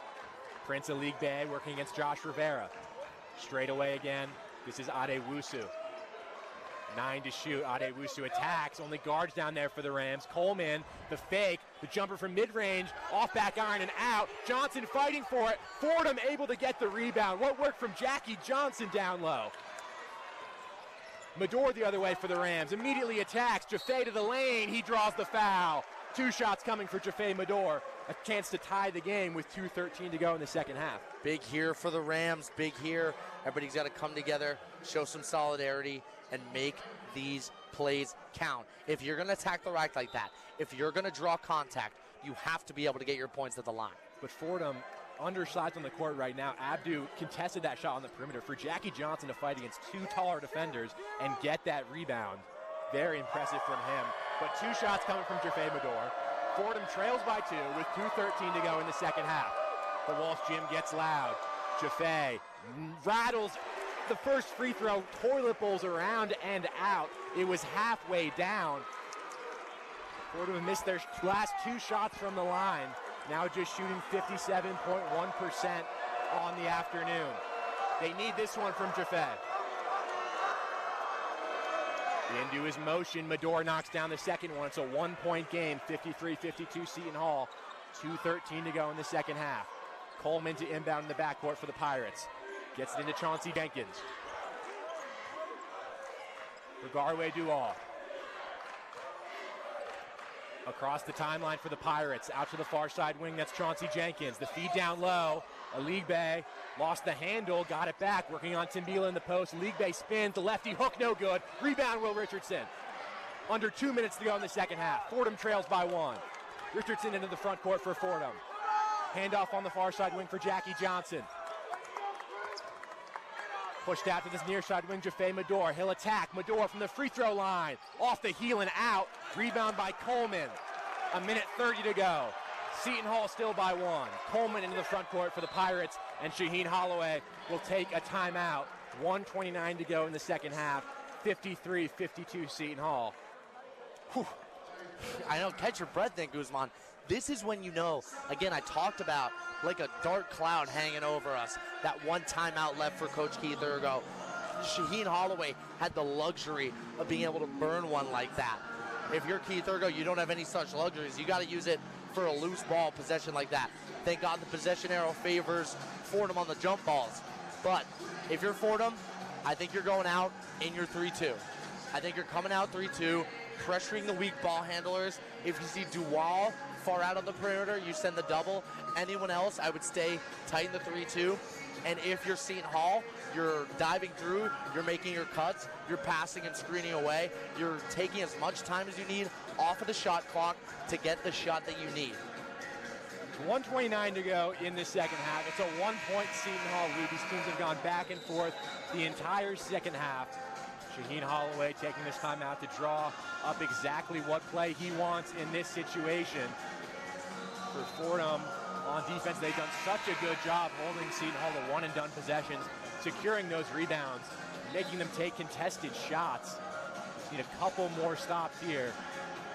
Need to get something to fall on the offensive end as well. For Fordham, no field goals in the last 3 minutes and 7 seconds of game time, although they have gotten to the free throw line. Let's see what Coach Holloway has drawn up here coming out of the timeout. Seton Hall will inbound in front of their bench in the front court. Coleman with the honors for the Pirates.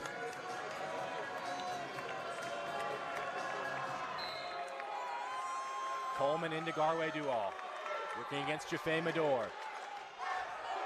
Chauncey Jenkins to this near side wing again for Duval. Duval for Prince Aligbe against Abdou Timbila. Aligbe driving down low. Took the bump and the finish. Prince Aligbe. Seton Hall 55, Fordham 52. 1 minute and 10 seconds to go for the Rams. Mador at the Seton Hall logo. Jackie Johnson, you don't need a three here, you just need any points you can get. Offensive foul on the screen called against Abdou Timbila. A huge call, Coach Ergo sarcastically clapping in front of the bench. That's a turnover, Chaz, in the worst spot with 1:02 to go. I mean, it's so suspect there. If you got to set up before you make your screen motion, but is that really the call you make there? Either way, the Rams really need to stop here, down by 3, under a minute to play in the second half. Duval against Richardson. The handoff for Dylan Adewusu to the far side wing. Chauncey Jenkins against Will Richardson. Jenkins drives on Will. Jenkins, the turnaround shot won't go. The rebound is loose, secured by Coleman. Huge offensive board with 40 seconds to go. There's a 20-second difference between the shot clock and the game clock. Seton Hall ahead by 3. A massive, massive offensive board. Adewusu, not on the shot clock, under 30 on the game clock. Adewusu to Aligbe, gets inside, blocked away by Rivera. It's loose and a foul called against Jaffe Mador. Went for the strip, 3 seconds on the shot clock. There's 23 on the game clock. A foul against Fordham and a chance for the Pirates to make it a 2-possession game here. And I think that's going to be Jaffe's last, right? If we're looking at a foul there, Jaffe's got 5. No? I'm not sure. He might have had one more. I think he has one to give there. Might have had one more. But there's a definite sense of dread now that he does not have one to give after this. The block there from Rivera, great. And then someone's got to come up with the ball. Tip drill. You know what I mean? Jenkins makes the free throw, 56-52. That's the hurt, though, Chaz, when you line up with the 3 guards. Defensively, you saw in that last sequence 2 offensive rebounds for Seton Hall. That might be the difference in this game. 4-point cushion for Seton Hall with less than a shot clock to go. 23.1 to go. Jenkins, the second free throw is no good. It's a 4-point game. Fordham have to go quickly. There's 20 seconds. They're down by 4. Richardson into the front court will step into a triple. He's fouled. A huge call. Will Richardson will go to the free throw line for 3 shots. Shaheen Holloway asking for a review. Potentially a game-saving call for the Rams. Holloway saying Richardson kicked out his foot. The referees disagree. 3 massive free throws. This is Fordham. For Will Richardson. This is where you need all 3. This is where you decide if your season's going to be defined by missed free throws. Will Richardson, as the Walsh Gym gets loud once again. Sets into his motion. The first free throw's good. 56-53. 16.8 to go. Still 2 shots to come for Will Richardson. If you're Fordham, make or miss, you go into your press. You know that Shaheen Holloway is going to drop the press break that he's had all night where he spreads out his players. Fordham has to be able to make sure that Seton Hall makes mistakes. Richardson buries the second as well. It's a 2-point game, 56-54. All press here for the Rams, going small ball. No true center. Josh Rivera, the biggest player on the court. The referee's holding Richardson's free throw here. Not sure why. What's the call here? The referee's conversing. And Richardson retreated back to half court, will now come back for his free throw. I think the coaches were telling Keith Ergo to return to his area. Yeah. Can't get a tech here in this spot if you're Coach Ergo. Oh my gosh. But one shot remaining for Will Richardson after this lengthy delay. It's like icing the kicker. Literally 10 points so far for Will. To make it a 1-point game with this make. Richardson into his motion. Free throw's good. It's a 1-point game, 16.8 to go. Watch for the press here. Got to get the press in here. Shot clock's turned off. Fordham into their press. They get the ball into Dual. It's stripped away. Seton Hall will keep it, though, as the ball went into the Fordham bench. Stripped away from Garway Dual. Seton Hall will keep it. 15 seconds to go. Timeout called by Shaheen Holloway and Seton Hall. They're talking their inbound strategy here. Deflection there from the Rams is key. Massive play, great hands. You have to be able to continue to have that energy in this 15 seconds. It's 15 seconds for the rest of your lives. It's 56-55. Seton Hall with 15 seconds to go in this second half. Chaz, no matter what happens here, I've had a blast on this call with you. This has been electric inside the Walsh Gym. Back and forth all afternoon. We might get a fifth quarter. Who knows? We might. You know We very well could. Like, so this is anyone's ball game at this point. Both teams in the double bonus, shooting 2 free throws no matter what. So with Fordham, you just have to play disciplined defense. You can be aggressive, make a play for the ball, don't get caught in the press off 2 screens, off too many cuts. Play your game, communicate, and try to contain them in the backcourt. If you're Seton Hall, you have to cut as many times as possible. Keep moving away from the ball. You only have 1 timeout left. You can't make a sloppy play like you just did earlier in the inbound. Seton Hall will inbound right in front of the Fordham bench in the backcourt. 15 seconds to go. The Pirates lead the Rams by 1. Isaiah Coleman with the responsibilities to get this ball in for the Pirates. Coleman looking for an option. Gets it in there to a league bay. A league bay up ahead. It's a 3-on-1 for Seton Hall off the hands of Adewusu. It's a turnover. Fordham basketball. 11.4 seconds left in this basketball game. Fordham's press got broken down by a double from Jaffe Mador and Will Richardson. And then that play in the backcourt. 11.4 to go. Fordham down by 1. They have a timeout still. Richardson under 10 to go. Into the front court for the Rams. Timeout called by head coach Keith Ergo with 7 seconds to go as Richardson advanced the ball into the front court. It's Seton Hall 56, Fordham 55. Chaz, Seton Hall a 3-on-1 on the other end. The pass just goes off the hands of Dylan Adewusu, out of bounds on the baseline. Fordham have 7 seconds to win this game. And I think we're going to be blessed. The inbound's coming right here in front of our announcer's table, Nick Guzman. Here, if you're Fordham, the play is for 2 points down low. I think you put Abdu Simbila in. I think you run a fake play for Jackie around the perimeter with a double screen. Have Abdu, as Abdu checks in on the scorer's table, you have Abdu slip one of the screens, cut to the basket, and go for the layup. You know he's got the clutch gene. We saw it versus North Texas at the Barclays Center last year. If you're Seton Hall, you put in your lankiest team out defensively. You want a league bay out there. You want guys like Dual out there. You want your players that have been disciplined defensively throughout this game. And you play smart defense, not falling for cuts, going under screens when you need to, and going over others when you need to. This is going to be a long 7 seconds of basketball. Exactly 7 seconds on the game clock. The shot clock is turned off. Seton Hall 56, Fordham 55. It's Fordham basketball. They're going to inbound it right in front of us in the front court. No timeouts remaining for the Rams. You got to go right here. This is their chance. They catch the break on the Adewusu miscontrol. Fordham a chance to win the game here. Will Richardson standing directly in front of me to inbound this ball. 7 seconds on the clock. Richardson, inbounded Johnson. 5 seconds to go. Jackie looking to attack. There's 3 seconds. He's got to go. 2 seconds. Jackie with 1. Jackie, the lefty floater. He got it! He got it at the buzzer! Jackie Johnson wins the game for the Rams. 57-56. Fordham, their first win of the season. They knock off Seton Hall on the road. Jackie Johnson, the lefty floater in the lane. The Rams win. The Fordham Rams just pulled off a magical victory. That is why you hit the portal. That is why you recruit out of the Mountain West. UNLV, freshman year, 30 bomb for Duquesne at the Walsh Gym. Jackie Johnson III. Massive play out there. The Walsh Gym is reviewing in a it. stunned silence. They're reviewing it to see if Jackie Johnson got it off, trying to peek over at the monitor that our friends at Fox Sports are using to maybe see if he got it off in time. Let's see. He did. Jackie got it off. That's going to count.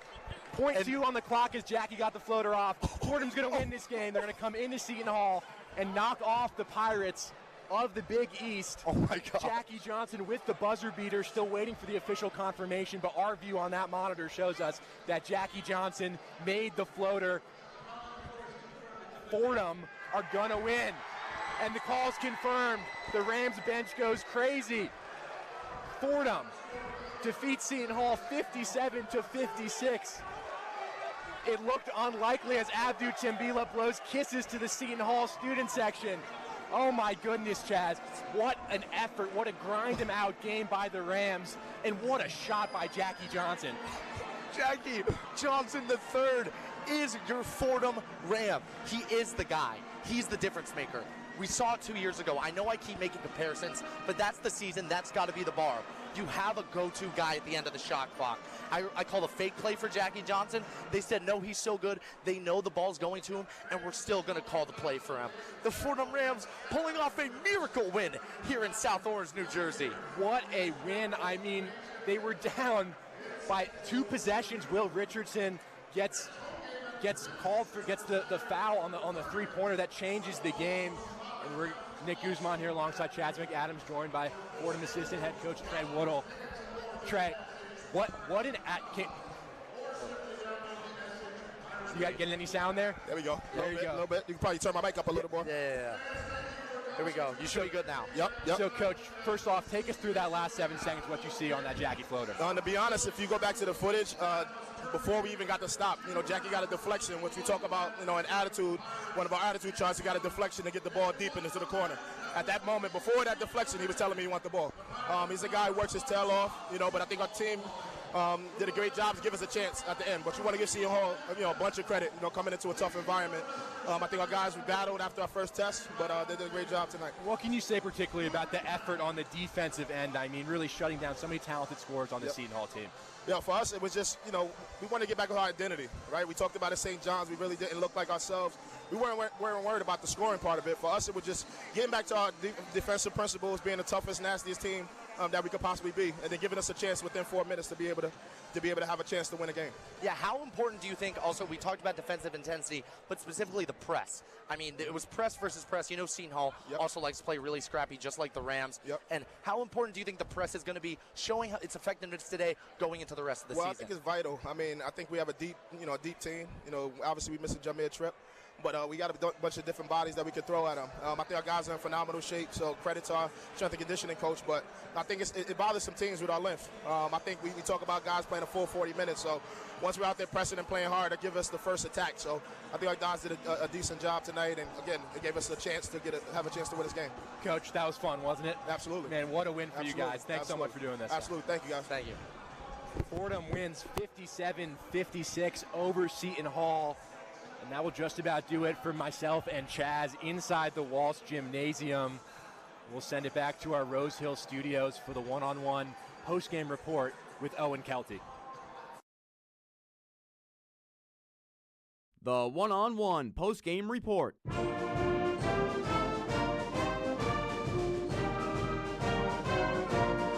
Welcome back into the Rose Hill Studios for the one-on-one post-game report. Once again, I'm Owen Kelty, joined by Thomas Tisdale. And what an ending to that game.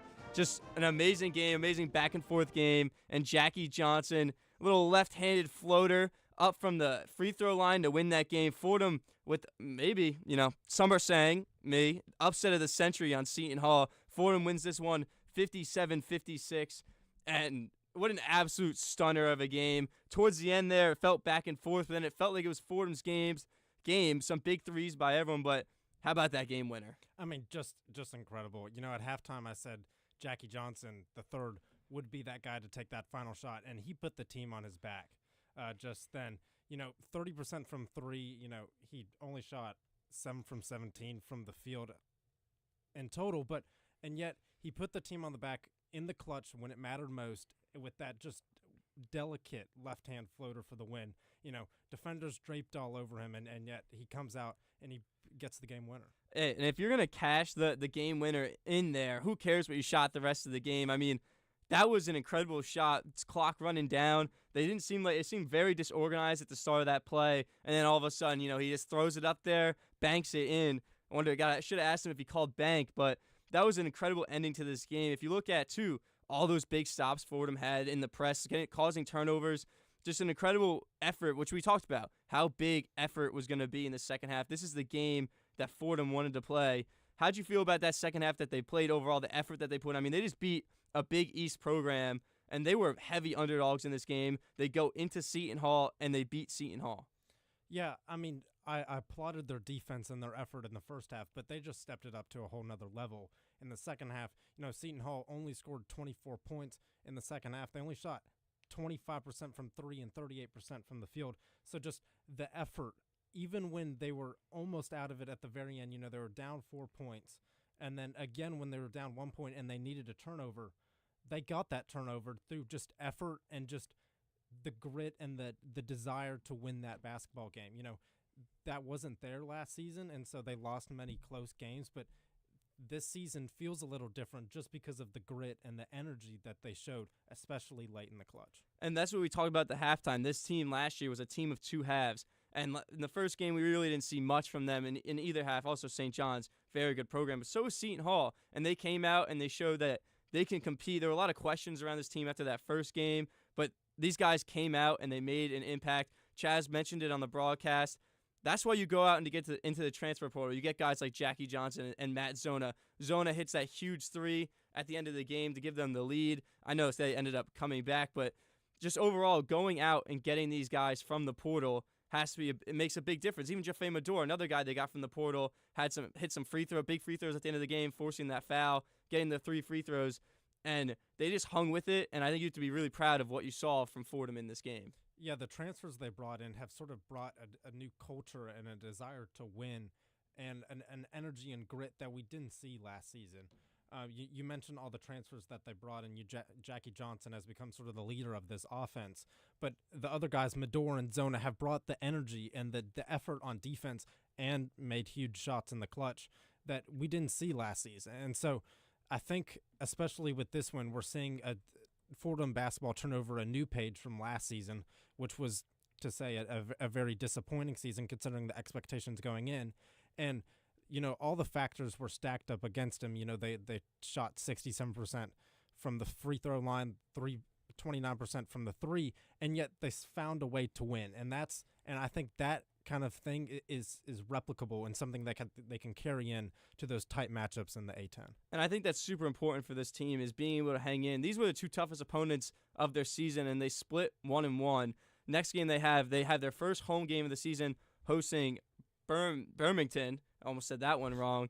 But this is a huge Bennington. Thank you, Caleb Stein, our producer back there. Huge win for Fordham basketball. They go even one-on-one on the season, but that is going to be it for us with the one-on-one post-game report. Once again, final score, Fordham 57, Seton Hall 56. Thank you so much for tuning in. Big shout-out to our producer, Caleb Stein, our engineer, Kurt Sipple. Frank Spacuzza had you guys with the highlights. Bobby Chaffardini is the sports director of WFUV. For Chaz McAdams, Nick Guzman, and Thomas Tisdale, I'm Owen Kelty. Fordham Basketball is a production of WFUV.